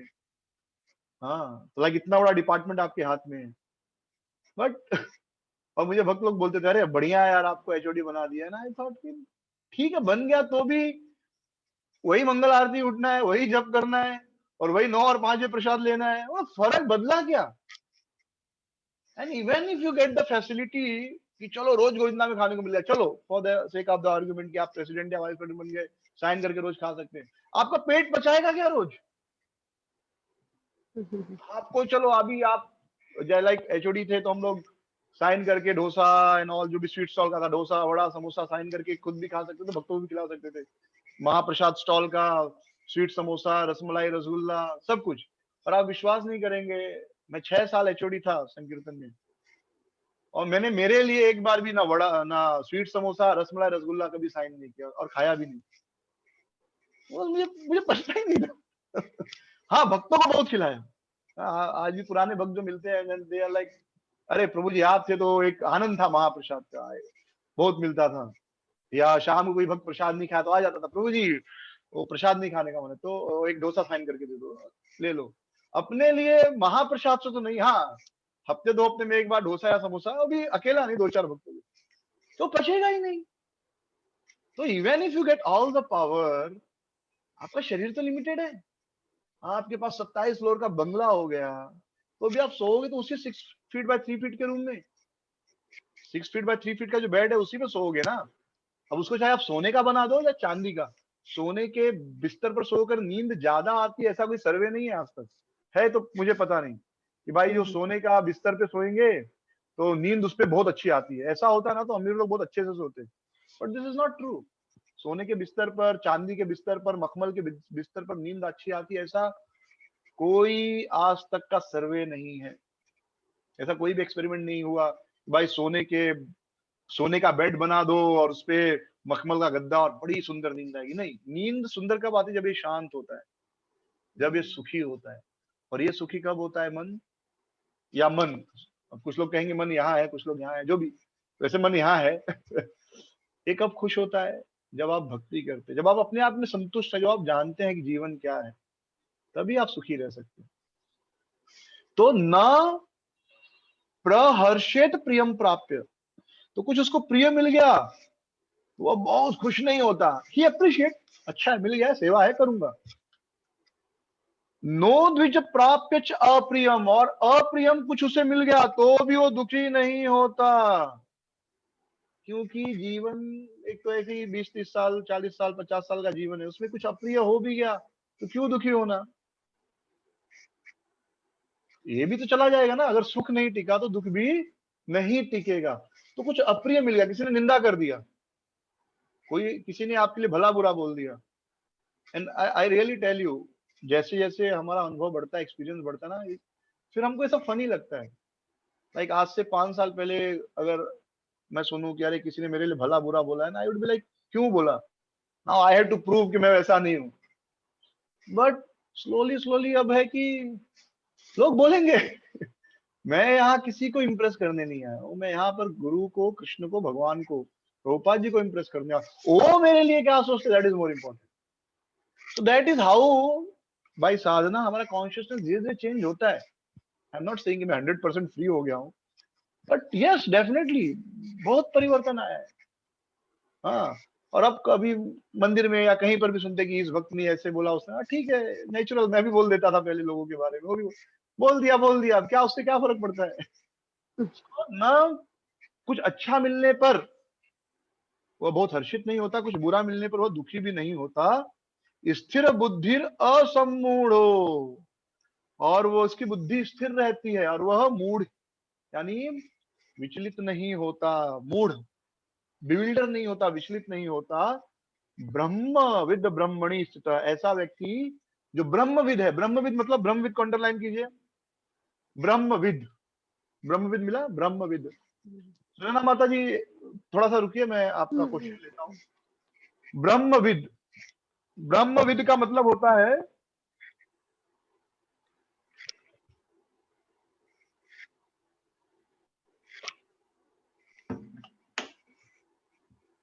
ओके, ब्रह्मविद मतलब, जो ब्रह्मविद मतलब होता है ज्ञान, विद्वान। विद्वान शब्द किससे बना, विद से, विद, विद्वान। तो ब्रह्मविद यानी जो ब्रह्म को जानता है। तो ऐसा व्यक्ति जो कुछ मिलने पर दुखी नहीं, कुछ मिलने पर बहुत ज्यादा हर्षित नहीं होता, कुछ बुरा मिलने पर दुखी नहीं होता, जिसकी बुद्धि स्थिर है, और जो असम्मूढ़ा यानी जो विचलित नहीं होता, वह ब्रह्म को जानता है, या जो ब्रह्म को जानता है, ऐसा व्यक्ति ब्रह्म में ही स्थित है, वह तो भगवान में ही स्थित है, ऑलरेडी वो कृष्णा कॉन्शियस हो गया है। यस, सुनना माता जी, आप अपने आप को अनम्यूट करके क्वेश्चन पूछ सकते हैं, कहिए, आपने हाथ रेज किया है। प्रभु जी, वो प्रहर्षित में जो ह है उसको नीचे एक रू जैसा ये है, तो क्या उससे हर्षित ही पढ़े या प्ररुष्यित पढ़े? ओके, संस्कृत प्रश्न, संस्कृत का मैं संस्कृत स्कॉलर नहीं हूँ माता जी, but still I try to answer your question. न पर वो जो ह को हर्ष, नीचे देखिए एक रू जैसा। हाँ देख लिया, समझ गया, और र है आधा, र हर्षित, हर है ना, हर्षित में र होता है ना। हाँ न पर हर्षेत प्रियम प्राप्य, वो आधा र पर, है। हाँ तो प्ररुष्यित की हर्षित कैसे प्रहर्षित। लिखते हैं आप, हर्षित, हर्षित, तो उसमें हाँ हर्षित में र आधा होता है, तो हर्षित बोलते हैं, हर्षित, अच्छा। बराबर। तो वो र लगाने का जगह ऊपर नहीं था, शित में नहीं था, क्योंकि वहां श ए के ऊपर है, तो वहां पे वो र नहीं लगा पा रहे थे, इसलिए ह के नीचे ही आधा र लगा दिया है। न प्रहर्षेत, तो र भी आधा है, और श है, श, फिर थड़वा श बोलते हैं उसको, श, हर्ष वाला श, हर्ष। तो न पर हर्षेत प्रियम प्राप्य, नो द्विजेत प्राप्य चा प्रियम, स्थिर बुद्धि असम्मूढ़ो ब्रह्मविद ब्रह्मणि स्थित। Okay, thank you, you can mute yourself now. फिर 21वें श्लोक में और क्वालिटीज बताया जा रहा है। तो आप लोग ये अंडरलाइन कर लिया ना, ब्रह्मविद को, ब्रह्मविद। तो ऐसे आप ये सारे शब्दों को ना एक बुक में लिख सकते हैं, जैसे योग युक्त, ब्रह्मविद, जो भी हमने अंडरलाइन किए। तो ये शब्दों से क्या आपका एक क्विक रिवीजन हो जाया करेगा। हाँ, और संस्कृत भी अच्छा होगा, और प्रीचिंग भी अच्छा हो सकता है, राइट, और खुद का कॉन्शियसनेस के लिए बहुत अच्छा है। बाह्य बाह्य स्पर्शेव सक्तात्मा विन्दति आत्मनियत सुखम, स ब्रह्म योग युक्तात्मा सुखम अक्षयम अश्नुते। Such a liberated person is not attracted to material sense pleasure, but is always in trance, enjoying the pleasure within. In this way, the self-realized person enjoys unlimited happiness, for he concentrates on the supreme. तो देखिए, भगवान कह रहे बाह्य स्पर्शेश्व असक्तात्मा। बाह्य स्पर्श यानी कुछ चीजें जो बाहर से आती है। बाहर से क्या आती है, जैसे स्किन कुछ छूता है, ये बाह्य, कुछ बाहर कुछ छुएगा। जीभ है, तो उसमें हमने ऐसे समोसा रखा, तो बाहर से कुछ रखा, कुछ बाहर का देखा, ये सब स्पर्श है। तो बाहर से कुछ चीजें जो आती हैं, उसमें वो असक्त आत्मा, उसमें वह असक्त है, मतलब सक्त मतलब आसक्त होना, असक्त मतलब आसक्त नहीं होना। असक्त आत्मा, स बाह्य स्पर्शे व असक्त आत्मा। अब देखिए, अगर आप संस्कृत ग्रामर के हिसाब से देखेंगे तो व और स है, तो अ कहां से आ गया? बाह्य, देखिए बाह्य स्पर्शे व असक्त। स पूरा नहीं है, स आधा है। ध्यान से देखिए, स आधा है और अ, वह सॉरी वह आधा है, वह पूरा नहीं है, तो वह हाफ हो गया और उसका आएगा इधर और फिर सक्तात्मा, तो असक्तात्मा। तो ऐसे संस्कृत सीखते हैं, धीरे धीरे फिर आपको खुद ही समझ में आएगा कि ये कैसे पढ़ना है। और इसके लिए कुछ संस्कृत ग्रामर पढ़ने की जरूरत नहीं, भगवद गीता के श्लोकों को ही ऐसे समझेंगे तो धीरे धीरे सीख जाएंगे। तो बाह्य स्पर्शेव, स्पर्शेव असक्तात्मा विन्दन्ति आत्मनि यत् सुखम। और तो एक तो जो बाह्य वस्तुओं को संग में आकर वह असक्त रहता है, और विन्दन्ति आत्मनि यत् सुखम, और किसमें आनंद लेता है? विन्दन्ति, विन्दन्ति यानी आनंद लेता है, आत्मनि यत् सुखम, आत्मा का आनंद लेता है। आत्मा का आनंद मतलब भगवान का आनंद। तो हम लोग, आज मैं सोच रहा था कि मैं एक यज्ञ करने गया था, गृह प्रवेश था, तो वापस आते हुए मन में सोच रहा था कि भगवान ने दुनिया बनाई है, लेकिन हम सुनते क्या है? आत्मा राम पूर्ण काम। तो भगवान तो आत्मा राम है, अपने भी आनंद लेते हैं, तो फिर बनाई क्यों? तो कॉन्ट्राडिक्टरी हो गया ना। उनको यशोदा मैया क्यों चाहिए? नंद बाबा क्यों चाहिए? राधा रानी क्यों चाहिए? बलराम जी क्यों चाहिए? सखा क्यों चाहिए? सखियां क्यों चाहिए? तो एक तरफ हम कहते हैं भगवान क्या है? आत्मा राम पूर्ण काम, आत्मा राम है, अपने आप में आत्मा राम है, अपने आत्मा का आनंद लेते हैं, पूर्ण काम है, सारी इच्छाएं पूरी हैं। फिर दूसरी ओर उनको सखा सखियां क्यों चाहिए? पर वास्तव में देखा जाए तो बलराम जी कौन है? कृष्ण की आत्मा ही है ना। राधा रानी कौन है? कृष्ण की आत्मा ही है ना। ये सब तो कृष्ण और राधा के विस्तार ही है ना, सारी सखियां, सारे सखा, ये सब कृष्ण की आत्मा है। तो भगवान आत्मा अपनों का आनंद ले रहे हैं, तो ये कॉन्ट्राडिक्टरी नहीं है। समझिए, किसी कोई बहुत स्ट्रॉन्ग इंटेलेक्चुअल और एथिस्ट आपको बोल दे कि एक तरफ आप लोग कहते हो भगवान अपने आत्मा में आनंद लेते, फिर कहते हो भगवान को सखा चाहिए, सखियां चाहिए, बलराम चाहिए, राधा रानी चाहिए, और आप लोग भी चाहिए, इसलिए तो आप भक्ति कर रहे हो क्योंकि भगवान चाहते हैं आप आओ। तो हम भगवान से अलग थोड़े ही है, हम भी तो उनकी आत्मा है ना। हाँ, ममे वांश, उनके ही अंश है, कुछ तो भगवान से बाहर है ही नहीं। तो भगवान अपनी आत्मा का ही आनंद ले रहे हैं। और वैसे ही हम जब कहते हैं आत्मा आनंद, आत्मा आनंद मतलब आत्मा का आनंद, तो हमारी आत्मा कौन है? कृष्ण है, कृष्ण के भक्त है, वही तो हमारी आत्मा है, तो उनके साथ आनंद लेना है। आप ये सोचो नहीं मुझे कोई नहीं चाहिए, मैं तो आत्मा का आनंद लूंगा, अकेले रहूंगा, बेवकूफ है हम फिर अगर हम ऐसा सोचते हैं। क्योंकि आत्मा मतलब आप अकेले नहीं हो, आप आत्म मतलब कृष्ण है आत्मा आपके, आपकी आत्मा, हमारी आत्मा कौन है? कृष्ण है, परमात्मा रूप में, आत्मा रूप में कृष्ण आत्मा की आत्मा है। तो कृष्ण और उनके सखा सखियां, उनके भक्त, ये हमारी असली आत्मा है। तो उनके बिना हम कैसे सुखी हो सकते हैं? नहीं तो हम लोग सोचते ना, मैं स्वांत सुखा, अकेले ही आनंद लूंगा। अकेले आनंद लेने का मतलब केवल कृष्ण यानी हमारी आत्मा का आनंद, यानी आत्मा यानी कृष्ण, और कृष्ण हुए तो फिर उनकी सखा सखियां। और जो भगवान का बाह्य शक्ति है, बहिरंगा शक्ति, उसमें इन्वॉल्व नहीं होते। लेकिन वह बहिरंगा शक्ति भी तब तक बहिरंगा है जब तक आप खुद को भोक्ता समझते हो। ये बहुत इंपॉर्टेंट पॉइंट है, आई विल डिस्कस दिस। वास्तव में भगवान की सारी शक्ति आध्यात्मिक है। तो बाह्य शक्ति है क्या? बहिरंगा शक्ति। यह बहिरंगा शक्ति तभी बहिरंगा शक्ति है जब आप अपने आप को एंजॉयर समझते हैं, नहीं तो बहिरंगा तो कभी कुछ है ही नहीं, सब कुछ भगवान का अंतरंगा ही है। बहिरंगा क्या है? दुर्गा देवी जो है भगवान की बहिरंगा शक्ति है टेक्निकली, बट वो भी तो भगवान की सेवा ही कर रही है। बलराम जी को रोहिणी के गर्भ से यशोदा के गर्भ में लेकर गई, सॉरी, देव के गर्भ से रोहिणी के गर्भ में लेके गई। तो बहिरंगा क्या है? बहिरंगा कुछ नहीं है।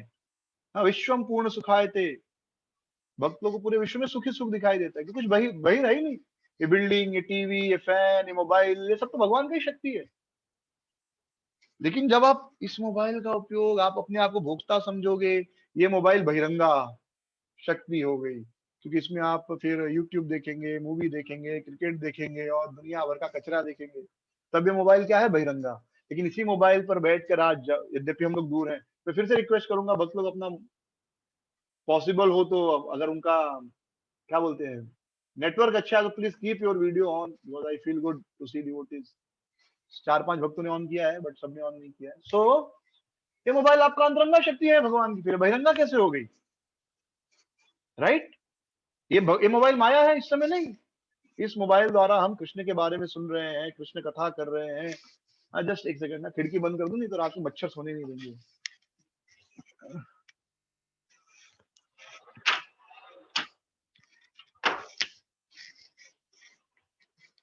Yes, sorry for interruption.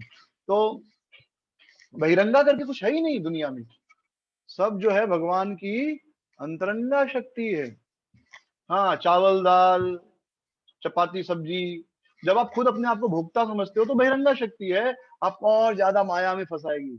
लेकिन वही चावल दाल वही सब्जी आप बढ़िया भोग बनाते हैं, भगवान को गौर निताय राधा कृष्ण जगन्नाथ बलदेव को भोग लगाते हैं, वही भोजन भगवान की अंतरंगा शक्ति हो गई। हाँ, पत्नी परिवार बच्चे, जब तक आप ये सोचते हैं कि मेरे हैं और मेरे आंख नाक कान जीभ और त्वचा को संतुष्ट करने के लिए पांचों, मेरी जो पांचों इंद्रियां हैं, मेरी जनन इंद्रिय, मेरी जिह्वा, केवल इसी की संतुष्टि के लिए मेरी पत्नी है, या पत्नी सोचे कि भाई मेरा नीड पूरा करने के लिए पति है और मेरी जनन इंद्रिय को संतुष्ट करने के लिए पत्नी है, तो बहिरंगा शक्ति है। लेकिन जब आप सोचेंगे भगवान का भक्त है और हम दोनों एक दूसरे को भक्ति में मदद करेंगे और एक दूसरे की आप भक्ति में मदद कर रहे हैं, तो दोनों भगवान की तुरंत अंतरंगा शक्ति बन जाते हैं। तो वास्तव में व्यक्ति या वस्तु बहिरंगा शक्ति नहीं है, आप किस दृष्टि से उसको देख रहे हैं। I was hearing one lecture, Pune के कोई डिवोटी लेक्चर दे रहे थे, सो ही वाज टेलिंग, बहुत अच्छी बात बता रहे थे कि एक हस्बैंड वाइफ है, तो हस्बैंड मंगल आरती आता है और जपा तक बैठता है, यानी 4:30 to 7, और फिर वो 7 बजे निकलता है घर के लिए, और वाइफ ठीक उसी समय एंटर आती है मंदिर में, और वो श्रृंगार आरती और भागवतम क्लास अटेंड करती है, राइट। और दोनों कुछ काम ये करके आती है, कुछ हस्बैंड करता है, एंड देन 9 बजे फिर वाइफ जाके बताती है आज क्या क्लास में सुना है ऑल दिस। तो लाइक अब दोनों, क्योंकि अब दोनों मंदिर में दोनों सुबह 4:30 से 9 बजे तक रहेंगे, तो फिर हो गया, घर चल चुका। हाँ, बच्चे हैं वो अवर्स हो जाएंगे, कह रहे माँ बाप तो दिन में मंदिर में रहते हैं, पैदा क्यों किया हमको। लेकिन एक गया तो दूसरा आ गया, तो बच्चों को केयर मिल रहा है, प्लस दोनों एक दूसरे को बता रहे भाई क्या सुना क्या हुआ, so like that they are helping each other. तो वो माया नहीं है, तब वो बहिरंगा शक्ति नहीं है। लेकिन अगर ये सोचो कि मेरी पत्नी केवल मेरे जीव और मेरी जनन इंद्रिय को संतुष्ट करने के लिए है, इसके अलावा उसका कोई अस्तित्व ही नहीं, या पत्नी सोचे कि पति मेरा एटीएम है, एनी टाइम मनी, कि मेरा हर नीड पूरा करने के लिए, तो प्योरली माया है दोनों, प्योरली माया, प्योर माया, शुद्ध 24 कैरेट माया। लेकिन अगर ये सोचे कि ये मुझे भगवान ने दिया है, लाइक जब हम विवाह करवाते हैं तो मंत्रास है कि भगवान ने दिया है आपको, मुझे आप भक्ति में मदद कीजिए। हाँ, पति ऐसा पत्नी से कहता है, भगवान की विष्णु की भक्ति में आप दृढ़ रहिए। एक्चुअली वैष्णव विवाह में वैष्णव विधि है, तो उसमें वोव्स का मतलब होता है। तो बहिरंगा कुछ नहीं है दुनिया में, हर चीज भगवान की अंतरंगा शक्ति है। जैसे ही आपकी चेतना भोक्ता की बन जाती है, वो बहिरंगा शक्ति में बदल जाती है, बस एज सिंपल एज दैट। और बहिरंगा शक्ति यानी दुर्गा जी, उनके हाथ में क्या है?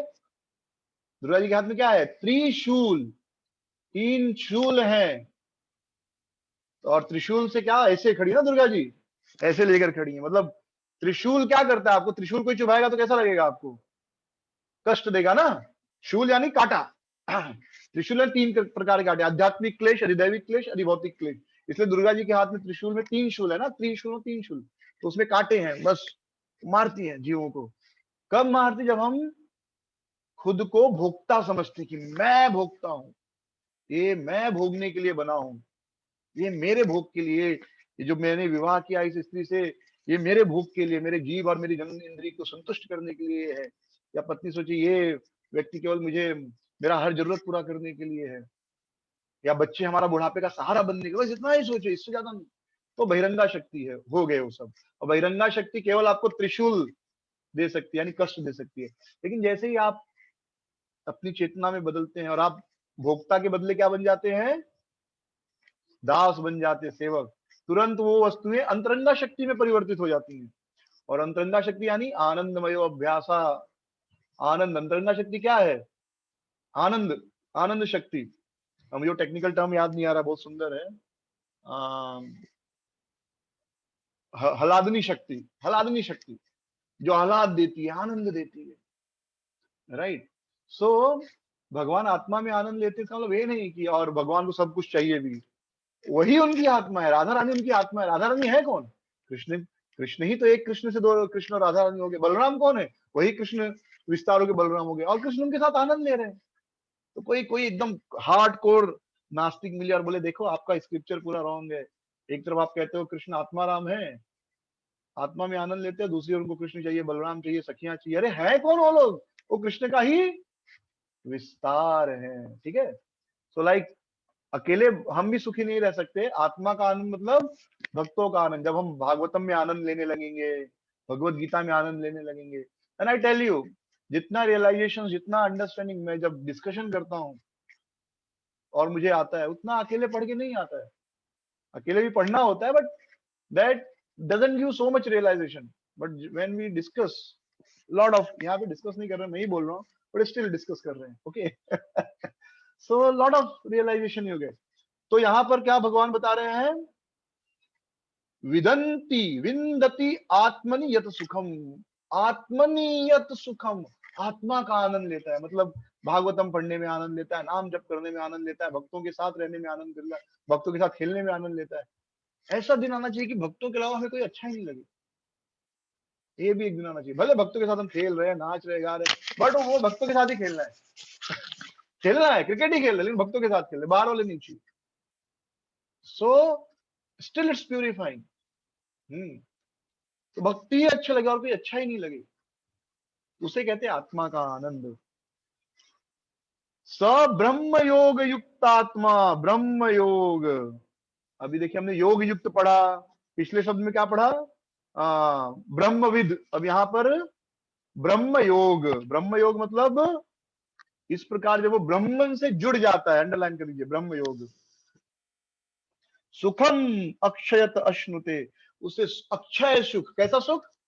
अक्षय सुख। अक्षय मतलब वह सुख जो कभी समाप्त नहीं हो। सुखम अक्षयम अश्रुते। अभी संस्कृत थोड़ा सा सीखते हैं इसमें। देखिए सुखम, तो एक सुखम हो गया, फिर क्षय, क्षयम, फिर श्रुते, ऐसा दिखेगा अगर आप संस्कृत का श्लोक देखेंगे तो। सुखम, इसमें कोई भी आधा नहीं है, लेकिन एक्चुअली म आधा है सुखम में। म जो है आधा है, और उसका क्योंकि यहाँ म पूरा लिखा है, लेकिन वो आधा म लेना है, और बचा हुआ क्षय के साथ चला जाएगा, तो अक्षयम। फिर वापस म आधा है, तो ये हो गया अक्षयम, और उसका अश्रुते के साथ जाएगा तो अश्नुते, ठीक है। और अश्नुते, अश्रुते, अश्रुते, अश्नुते, ओके, क्लियर है ये? सो लाइक दैट, अगर आप ऐसे थोड़ा थोड़ा ध्यान देंगे तो इवेंचुअली आप कोई भी श्लोक पढ़ेंगे तो आप उसका संधि विच्छेद कर सकते हैं। तो वह व्यक्ति जब आत्मा में आनंद लेता है, आत्मा और ब्रह्म योग है, तो उसे अक्षय सुख की प्राप्ति होती है। सो फिर कोई प्रश्न पूछ सकता है कि ठीक है, अक्षय सुख की प्राप्ति होती है, लेकिन इंद्रिय तृप्ति में क्या प्रॉब्लम है? मैं इस संसार में भी अच्छा अच्छा खाऊंगा, अच्छे से सोऊंगा, अच्छे से पत्नी या पति के साथ संबंध बनाऊंगा, फिजिकल रिलेशन रखूंगा, तकलीफ क्या है? भगवान बड़ा सुंदर जवाब देते, 22वां श्लोक। ये ही संस्पर्श जा भोगा दुख यो नय एवते आद्यंतवंत कौन्तेय न तेषु रमते बुधः। ये ही संस्पर्श जा भोजा। देखिए इसमें सम, स के ऊपर मात्रा है बिंदी, तो सम तो हो गया सम आधा है, सम फिर स्पर्श जा। ये ही संस्पर्श जा भोगा दुख यो नय एवते आद्यंतवंत कौन्तेय न तेषु रमते बुधः। तो इसके पहले भगवान क्या बोले 21वें श्लोक में? बाह्य स्पर्शेव असक्त आत्मा। मिला वो लाइन? उसको मार्क कर लीजिए या अंडरलाइन कर लीजिए, और वहां पर लिख दीजिए V22, मतलब वर्ष 22। वर्स 22 मतलब क्या, कि यहाँ पर कोई कहे कि क्यों बाह्य स्पर्श जो है वो सुख में क्या तकलीफ है, हम वो सुख आप क्यों छोड़ने को बोल रहे हैं, उससे असक्त क्यों हो हम। हाँ, बाह्य बाह्य अस्पर्शेषु असक्तात्मा, क्यों मैं असक्त हूँ बाह्य स्पर्श सुख से, प्रॉब्लम क्या है। आप बोल रहे हो अटैच्ड मत हो, तो उसका जवाब भगवान 22वें श्लोक में दे रहे हैं। ठीक है, किसी के मन में प्रश्न आ सकता है ना, जैसे बच्चे को बोलो ये मत करो, पहला प्रश्न आता है क्यों नहीं करूं। हाँ, हमारा माइंड ऐसा, भले हम कोई बड़ा आदमी बोल रहा है तो हम शायद बोल नहीं पाते, लेकिन मन तुरंत कहता है क्यों, प्रॉब्लम क्या है। तो भगवान को पता है। तो 21 और 22वें श्लोक के बीच में हमारा क्वेश्चन है, प्रॉब्लम क्या है। अगर मैं ये बाह्य स्पर्शेव सक्त आत्मा बन जाऊं, असक्त के बदले अगर मैं डिटैच होने के बदले अटैच ही रहूं, तो प्रॉब्लम क्या है। तो 21वें श्लोक और 22वें श्लोक के बीच में हमारा एक प्रश्न है, इसको बोलते हैं रीडिंग बिटवीन द लाइन्स। तो भगवान को पता है हम जैसे बुद्धिमान लोग हैं जो पूछेंगे क्या प्रॉब्लम है। मतलब हम जैसे इंद्रिय तृप्ति वाले भौतिक लोग पूछेंगे क्या प्रॉब्लम है, तो भगवान बोल रहे पूछने के पहले मैं जवाब दे देता हूँ। ये ही संस्पर्श जाप होगा, ये जो स्पर्श सुख है। हाँ, स्पर्श सुख का भाग 21वें श्लोक में किए, दुख योनय एवं, इससे क्या मिलता है, दुख मिलता है। और कब कब दुख मिलता है, तो ये हमेशा दुख देते हैं। और इस सुख का आद्य अंतवंत तो कौन थे, इसका प्रारंभ होता है और इसका अंत होता है। आद्य अंतवंत तो कौन थे, तो ऐसे सुख शुरू होते हैं और समाप्त हो जाते हैं। न तेषु रमते बुध, इसलिए जो बुद्धिमान लोग हैं इसमें आसक्त नहीं होते, रमण नहीं करते।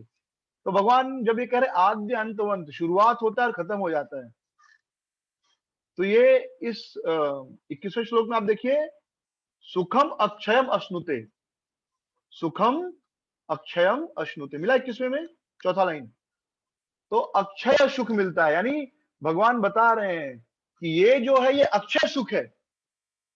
मैं जिस सुख की बात कर रहा हूं अक्षय सुख की बात कर रहा हूं। सुखम 21वें में देखिए चौथा लाइन, सुखम अक्षयम अश्नुते, अक्षय सुख, अनलिमिटेड सुख, अश्नुते कभी समाप्त नहीं होगा, उसे मिलेगा ऐसा सुख, ऐसा आनंद जो कभी समाप्त नहीं होने वाला। हाँ, लेकिन जो स्पर्श सुख है, जो इस संसार में जिसे हम पाने का कोशिश करते हैं, उसका क्या प्रॉब्लम है, आद्य अंतवंत तो कौन थे, वह शुरू होता है और समाप्त हो जाता है।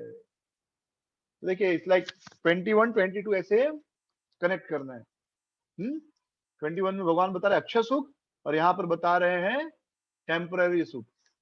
तो जो भी सुख आप देखेंगे इस संसार में, स्पर्श सुख, बड़ी मेहनत करनी पड़ती है उसके लिए। जैसे अभी आपके मन में समोसा खाने की इच्छा हुई, हाँ, कोई कहेगा मैं जाऊंगा 10 रुपया दूंगा खा लूंगा, ठीक है, दैट इज ओके।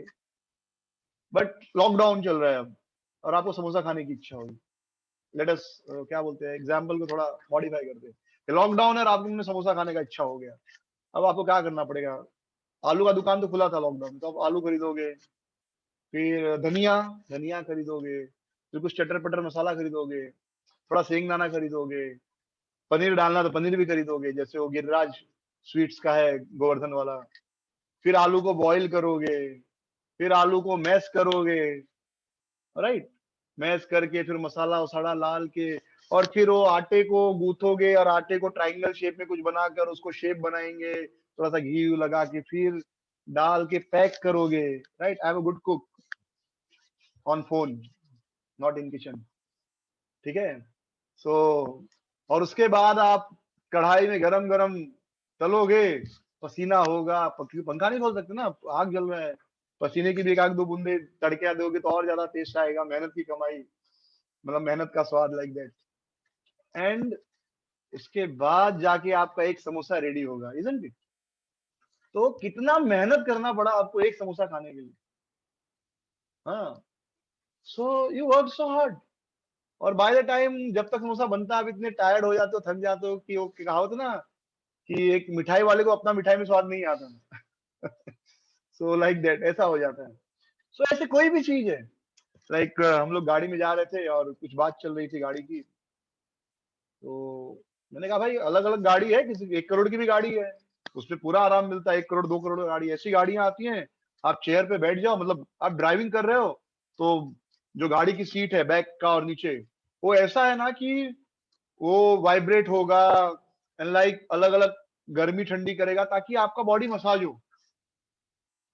तो एंड उसमें बहुत सारे ये होते हैं, क्या बोलते हैं, बलून, यानी एकाएक एक्सीडेंट हुआ तो बलून बाहर आएगा और आपका मृत्यु होने से बच सकता है एक्सीडेंट में। तो वो गाड़ियां आप ड्राइव करेंगे, जो 2 करोड़ 3 करोड़ की गाड़ियां आती है, महंगी महंगी 5-5 करोड़ की भी, और शॉक एब्जॉर्बर इतना अच्छा होता है, एक खड्डा भी आया तो आपको फील ही नहीं होगा कि आप खड्डे में गए, इतना स्मूथ रहेगा। तो आपको बड़ा आराम मिलता है उस गाड़ी में। वो गाड़ी 1 घंटा ड्राइव करने के बाद आप और ज्यादा फ्रेश फील करते हो, क्योंकि इतना अच्छा मसाज हो जाता है। ठीक है, तो अच्छा है, सबको इच्छा होती है भाई मेरे पास भी गाड़ी होनी चाहिए, लेकिन वो आराम के लिए आपको 2 करोड़ कमाना पड़ेगा, जिसके लिए कितना मेहनत है, इजंट इट। मैंने कहा देखो, यहाँ पे आराम पाने के लिए वहां मेहनत करना ही पड़ेगा, तो कहीं ना कहीं मेहनत करना पड़ेगा, कहीं ना कहीं आराम मिलेगा। तो मेरा फिलॉसफी ये है कि जो रेगुलर नेचुरल आराम मिल रहा है वो ले लो, वो पहले में मेहनत करके फिर आराम क्यों लेना। मैं 2 करोड़ कमाऊंगा, 50 लाख, 1 करोड़, 2 करोड़, 5 करोड़ कमाऊंगा, और तब गाड़ी में 1 घंटे बैठकर बोलूंगा देखो कितना आराम मिला। लेकिन लेकिन वो आराम शरीर को मिलेगा, लेकिन मन कितना एंग्जाइटी में रहेगा कि भाई 2 करोड़ का ईएमआई भी भरना है। जैसे जब घर देखते हैं, तो घर खरीदते 2-2 करोड़ का, कितना अच्छा लगता है, इतना बड़ा घर है, लेकिन सिर्फ 1 दिन, बाकी बाद में अरे हर महीने का 2 लाख रुपया ईएमआई भरना है। आधे लोग तो ईएमआई से पागल होते जा रहे, इजंट इट। तो आद्य अंतवंत, तो ऐसे सुख शुरू में भी तकलीफ देते, अंत में भी तकलीफ देते, और अगर ये सुख है भी, तो भी इस सुख का शुरुआत है और अंत है, ये हमेशा टिकते, हमेशा नहीं टिकते हैं।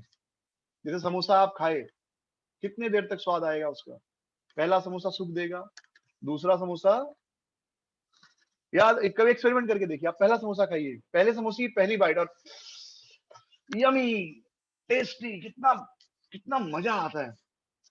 लेकिन सेकंड बाइट अगर आप एनालाइज करेंगे ध्यान से, तो आप देखेंगे इसमें उतना मजा नहीं आया, मजा आया लेकिन उतना नहीं। थर्ड बाइट उससे कम मजा। बाय द टाइम वो आप एक समोसा खाते हो, फिर आप कहते हो एक और खाना है, क्योंकि अभी भी आखिरी बाइट का स्वाद था थोड़ा, फिर आप देखते दूसरे समोसे में उतना स्वाद नहीं आता जो पहले समोसे में आता है। एंड आफ्टर 2-3 हम कहते बस हो गया, अब नहीं चाहिए। यानी इस सुख का शुरुआत हुआ और ये सुख समाप्त भी हो गया। आद्य अंतवंत तू कौन्तेय, शुरुआत हुआ। तो कोई भी सुख जिसको आप बहुत बड़ा श्रेष्ठ मानते, कोई भी सुख ले लीजिए, हाँ सोने, नींद इतना बड़ा सुख मानते हैं लोग, of course it's a happiness. मतलब लोग कहते हैं कि अगर शरीर स्वस्थ, तो पहला सुख निरोगी काया पर। दुनिया का सबसे बड़ा सुख क्या है? निरोगी काया, शरीर हेल्दी है। जिसका शरीर हेल्दी है ना, दुनिया का सबसे सुखी आदमी है। तो मुझे तो आजकल हर आदमी मिलता है दवाई खाने वाला। I was speaking to one devotee, माता जी, आई डोंट नो किसी का, हाँ यज्ञ, उनके किसी रिश्तेदार के यहाँ यज्ञ था, वो भी साथ में ही आ गई। रोज आप जा रहे, मुझे भी लेके चलो, चलो। देन कुछ बात हुई, बोले प्रभु जी मुझे बीपी है, डायबिटीज है, पूरा शरीर रोगों का भंडार है। एंड अब देखोगे तो आपको लगेगा नहीं, तो हर आदमी कुछ ना कुछ तो बीमार है, कुछ ना कुछ तो उसका चल रहा है। तो जिसका निरोगी का है वो सुखी है इस संसार में। तो सारे सुख शुरुआत है और अंत है। तो नींद एक सुख है, लेकिन आप सो लिए रात को 5 घंटे 6 घंटे, उसके बाद आप सोने का कोशिश कीजिए। लाइक हम 3:30, अभी जैसे अगर 9:30 बजे में सो जाऊं, तो 3, 2:30, 3 बजे नींद खुलता ही है। फिर कभी कभी ऐसा होता है कि नहीं आज नहीं जाऊंगा, ऐसा अगर, तो सोने का कोशिश करिए तो भी नींद नहीं आता, क्योंकि आपका 5-5.5 घंटे का नींद पूरा हो गया है। फिर उसके बाद आप सो रहे हो, एक्चुअली आप अपने शरीर को तकलीफ दे रहे होते हैं, परंतु बता रहे उठो यार, छोड़ो अभी चलते हैं। ये कभी वो बोलते हैं टॉसिंग ऑन द बेड, कभी इधर मुंह करवट मार रहे हैं, कभी उधर करवट मार रहे हैं। और सेम चीज दिन में भी होती है, अगर आप दिन में जबरदस्ती सोने का कोशिश करें तो, या रात में जब नींद नहीं आती और आप सो रहे हो, कितना इरिटेटिंग होता है वो, कितना तकलीफ देता है। नींद नहीं आ रहा, कभी ये पलटी कभी वो पलटी, कभी पंखा कम कर रहे हो, कभी पंखा तेज कर रहे हो, कभी तकिया 2 डाल रहे हो, कभी 1 डाल रहे हो, कभी लेफ्ट में कभी राइट में, होता है। तो हर सुख का, जबकि वही गहरी नींद आए तो तकिया है नहीं है कुछ मालूम नहीं पड़ता, आप सो गए। तो सारे सुख जो इस संसार के, सबका एक लिमिटेशन है। चाहे कोई भी सुख हो, चाहे स्त्री पुरुष के संबंध का सुख हो, चाहे खाने का सुख हो, सोने का सुख हो, कोई भी सुख। आद्यवंत तू कौन्तेय न तेषु रमते बुध। इसलिए बुद्धिमान आदमी ऐसे सुख में नहीं रमण करते। वे कैसे सुख में रमण करते हैं? तो 21वें श्लोक में बता रहे हैं भगवान, सुखम अक्षय अश्रुते। वे अक्षय सुख, यानी कृष्ण के साथ जो सुख है, उस सुख में रमण करते हैं। Hope this is clear. किसका क्वेश्चन है तो हाथ उठा सकते हैं, और अदरवाइज आई विल कंटिन्यू। अगर कुछ क्वेश्चन है तो हाथ उठाइए, मीनवाइल आई विल कंटिन्यू।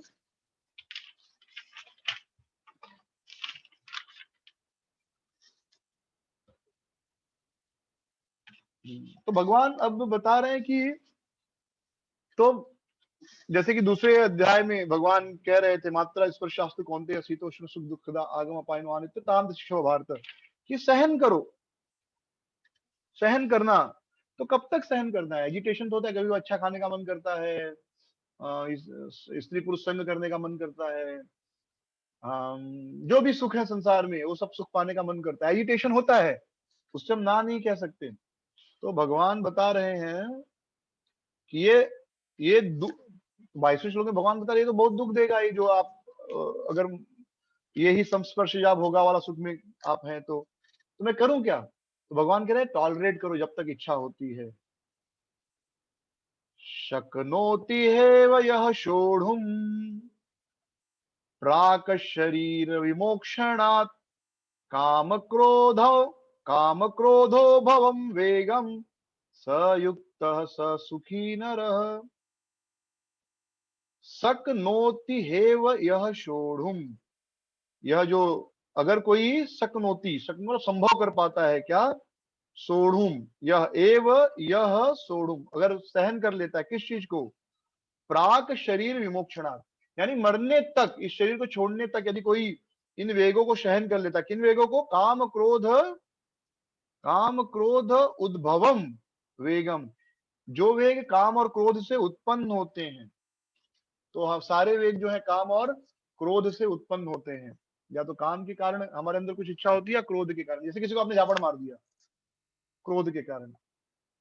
तो ऐसे काम या क्रोध के कारण हमारे अंदर कुछ वेग उत्पन्न होते हैं। अगर कोई व्यक्ति इन वेगों को सह लेता है, सयुक्त स सुखी नरः, तो ऐसा व्यक्ति सुखी है। क्योंकि वेग मतलब वो आते हैं, आगम अपाइनो अनित्य, आते हैं और थोड़ी देर में समाप्त हो जाते हैं। आप एक्सपेरिमेंट करके देख सकते हैं। समझो गुस्सा आया आपके मन में, थोड़े देर सह लीजिए उस समय, फिर आप देखेंगे आप लोग, यार अच्छा हुआ मैं गुस्से पे रिएक्ट नहीं किया। जनरली जब गुस्सा आता है हम रिएक्ट करते तो बाद में अधिकतर समय हम क्या होते हैं? पछताते ही हैं। अधिकतर समय ये होता है कि हम क्या करते हैं? पछताते हैं, और गुस्से को सह लेते हैं तो बाद में सुखी होते हैं। हाँ, तो nectar at the beginning, poison at the end, 3 प्रकार का सुख 8वें चैप्टर में भगवान बताते हैं। रजोगुनी सुख, तमोगुनी सुख, सतोगुनी और रजोगुनी। सतोगुनी सुख क्या है? सतोगुनी सुख शुरू में एकदम पॉइजन लगता है, अच्छा नहीं लगता, लेकिन नेक्टर एट द एंड, बाद में बड़ा आनंद देता है, बराबर। रजोगुनी शुरू में पॉइजन, शुरू में नेक्टर, अंत में पॉइजन। जैसे आप वड़ा खा रहे हो, बड़ा मजा आ रहा है, बाद में पेट जलन हो रहा है, एसिडिटी हो रहा है, तो तुरंत नेक्टर, लेकिन बाद में पॉइजन। और तमोगुनी यानी शुरू में भी पॉइजन और अंतिम में भी पॉइजन, उसमें बिल्कुल सुख नहीं मिलता। जैसे दारू पीना, दारू सिगरेट, इसमें शुरू में कोई, दारू सिगरेट में कोई स्वाद नहीं है। ये क्या है? ये दारू पीना, सिगरेट पीना, झगड़ा करना, ईर्ष्या करना, ये सब में कोई स्वाद नहीं है। ये शुरू में भी पेन देता है और अंत में भी पेन देता है। ये तमोगुनी है। रजोगुनी शुरू में कुछ तो सुख मिलता है, अच्छा फ्राइड राइस चाइनीज खाया, शुरू में थोड़ा तो अच्छा लगा, भले बाद में तकलीफ दे। तो लाइक आई रिकमेंड भक्तों को, बहुत से भक्तों को उनका हेल्थ इश्यू होता है, तो मैं उनको कहता हूँ थोड़ा कच्चे पालक खाओ, कच्ची सब्जियां खाओ। ये क्या है? ये पॉइजन एट द बिगिनिंग है। शुरू में अच्छा नहीं लगता कच्चा पालक खाना, कच्चा मूली का पत्ता खाना, लोग कहते हैं कैसे खा सकता है आदमी। तो ये पॉइजन एट द बिगिनिंग है, लेकिन नेक्टर एट द एंड है। आप एक दिन ऐसे डाइट पर रहिए और अपना खाना भी खाइए, जो डाइट प्रॉपर सिस्टम है। मैं एक क्लास लेने वाला हूँ कुछ दिनों में, तो आई विल एक्सप्लेन दैट। फिर आप देखेंगे, जैसे लाइक आई फील, सुबह उठता हूँ, सुबह पेट बढ़िया साफ हो जाता है, पूरा मॉर्निंग प्रोग्राम फ्रेश रहता हूँ, जपा में ना बाथरूम वॉशरूम टॉयलेट जाने का कुछ जरूरत नहीं, 2 घंटे एक साथ बैठ के आराम से जपा करता हूँ। And that is the inspiration. भले मुझे नहीं अच्छा लगे कि अरे टेस्ट नहीं आ रहा, फिर भी मैं खाता हूँ, ये सोच के कि अगला दिन मैं 2 घंटे एक साथ बैठ के जपा करूंगा। मुझे जपा के बीच में उठ के टॉयलेट नहीं जाना है, जपा के बीच में उठ के पेशाब करने नहीं जाना है। Like I have to relaxly 5 बजे से 7 बजे तक मैं 2 घंटे एक साथ जप कर पाऊंगा। That is nectar at the and.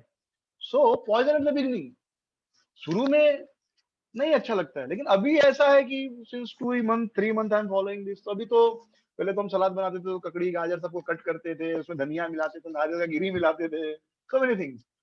अभी तो बस ऐसे ही नारियल मतलब 2 घंटे पानी में रखे और एक प्लेट में हरी सब्जियां और एक प्लेट में ककड़ी गाजर मूली टमाटर बीट रूट जो भी है, मूली आ गया इस समय, मटर आ गया है, हरा वाला मटर, नॉर्मल पीस वैसे रख देते हैं। यहाँ पालक खाते रहते हो, पीलर और चाकू के साथ खाते रहते हो।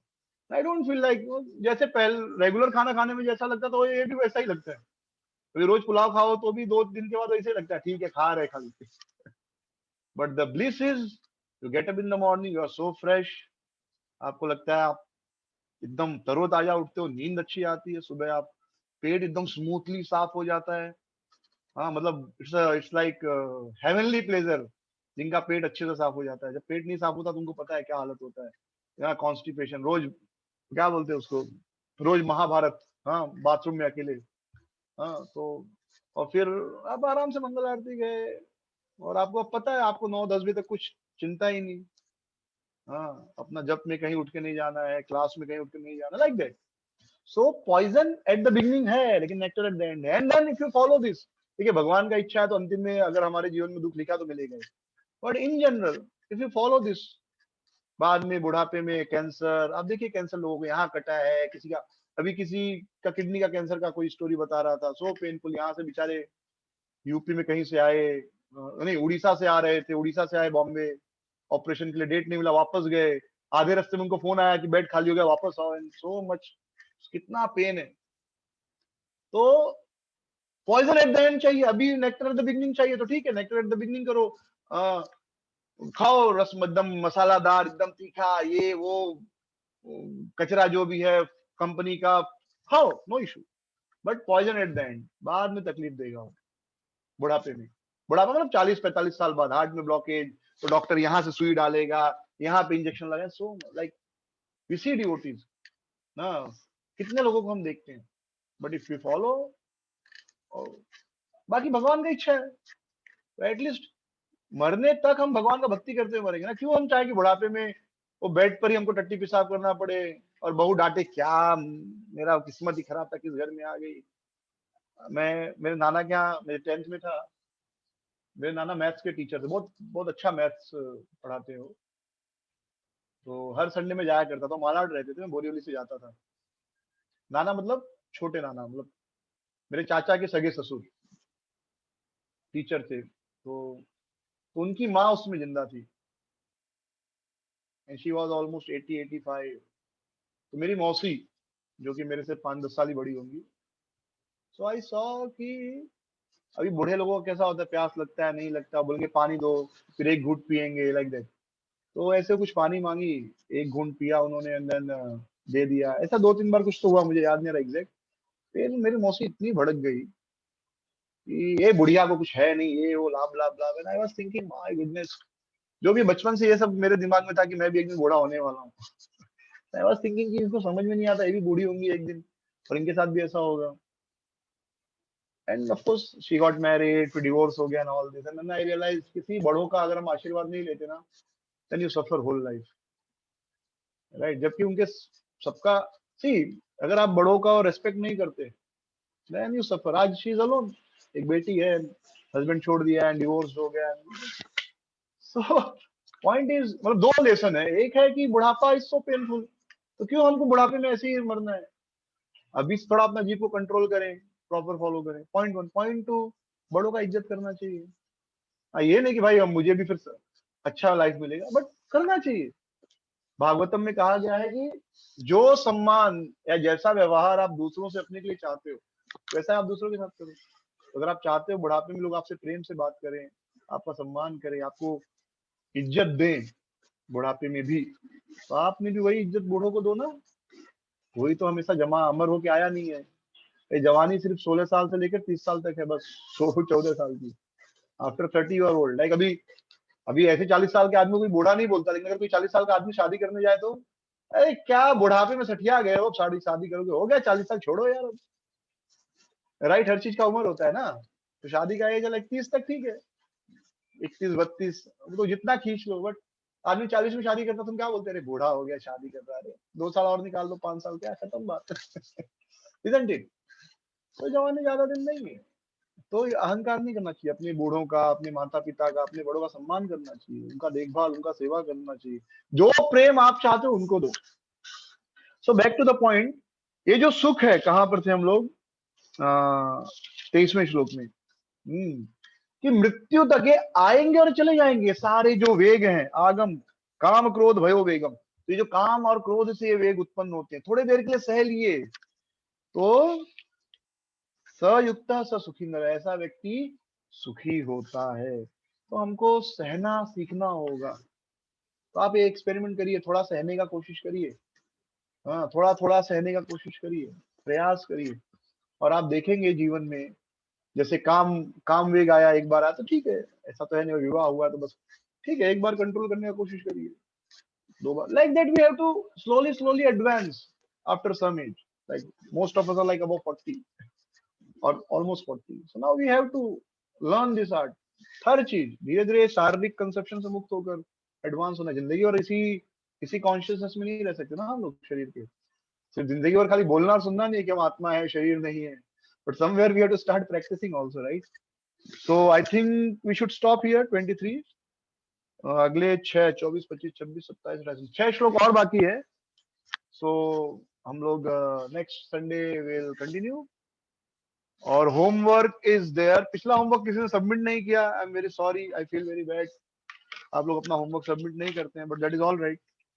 Actually that is not all right, but ठीक है, अभी मैं क्या बोल सकता हूँ। सो पिछला homework please try to submit. Next लिखिए, अगला क्वेश्चन लिखिए, 3 प्रकार के कर्ता कौन हैं और वे किस प्रकार कार्य करते हैं? Describe 3 kinds of doer and interaction and how do they work. 3 प्रकार के कर्ता कौन है और वे कैसे कार्य करते हैं? Describe 3 kinds of doer based on verse 13 to 16 and how do they interact. समझ में आया ये? पिछला लेक्चर भी अवेलेबल है, ये लेक्चर में खाली इसी ग्रुप में डालता हूँ, डाउनलोड करके यूट्यूब पे डालता हूँ, बट खाली मैं व्हाट्सएप में खाली प्रीचर ट्रेनिंग प्रोग्राम में भेजता हूँ। बाकी जो देखना चाहे देख सकता है, लेकिन खाली मैं इसी ग्रुप में डालता हूँ ताकि आप लोग एक बार फिर से सुन सकिए, बिकॉज बहुत सारी चीजें डिस्कस होती है, हम भूल जाते हैं। तो ये उसमें है पिछले सेशन में, और आज के सेशन में थोड़ा सा है।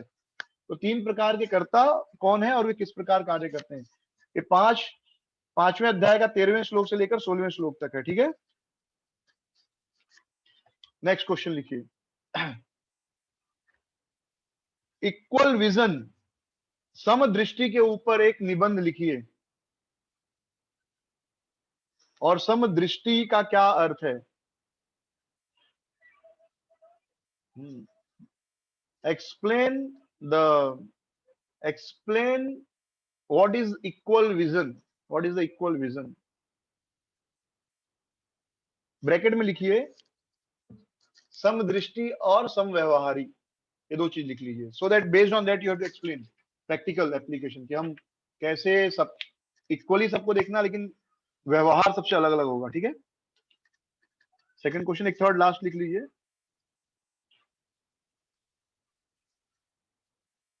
सेल्फ आत्म साक्ष, what are the symptoms of self realised person, आत्म साक्षात्कार व्यक्ति के लक्षण क्या हैं? What are the symptoms of self realised person, ये 20 और 21 श्लोक से बोलना है आपको,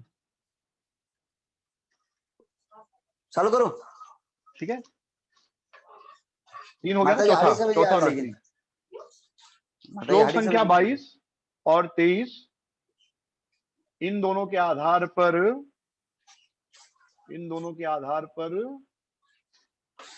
सुख, बरोबर है का नहीं बता नहीं, 22 और 23 सॉरी 21 और 22, सॉरी जस्ट अ सेकंड, 21 और 22, ठीक है। माता जी आगे मुझे तो तैयार मुझे मारे हमन लावना थोड़ा 21 और 22 हार लवरो एक, इन दोनों श्लोकों के आधार पर शाश्वत सुख और नश्वर सुख के बारे में एक छोटा सा निबंध लिखिए। तो मैंने आपको कनेक्शन दिया था, नश्वर सुख, योग युक्त, लाइक दैट। तो उसके बेस पे एक ऐसे लिखना है, ये 4 ऐसे लिख के please try to submit it. So will stop. किसी का कोई प्रश्न है पूछ सकते हैं। क्या कुछ प्रश्न है? सो दे कैन आस्क।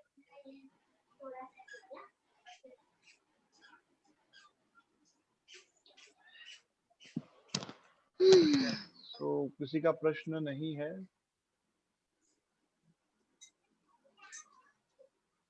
तो हम लोग यहीं पे समाप्त करेंगे। Thank you very much. Hare Krishna. Srila Prabhupada की जय। गौर की जय। प्रेमानंदे। हरि वंदे हरि हरि बोल। हरि बोल।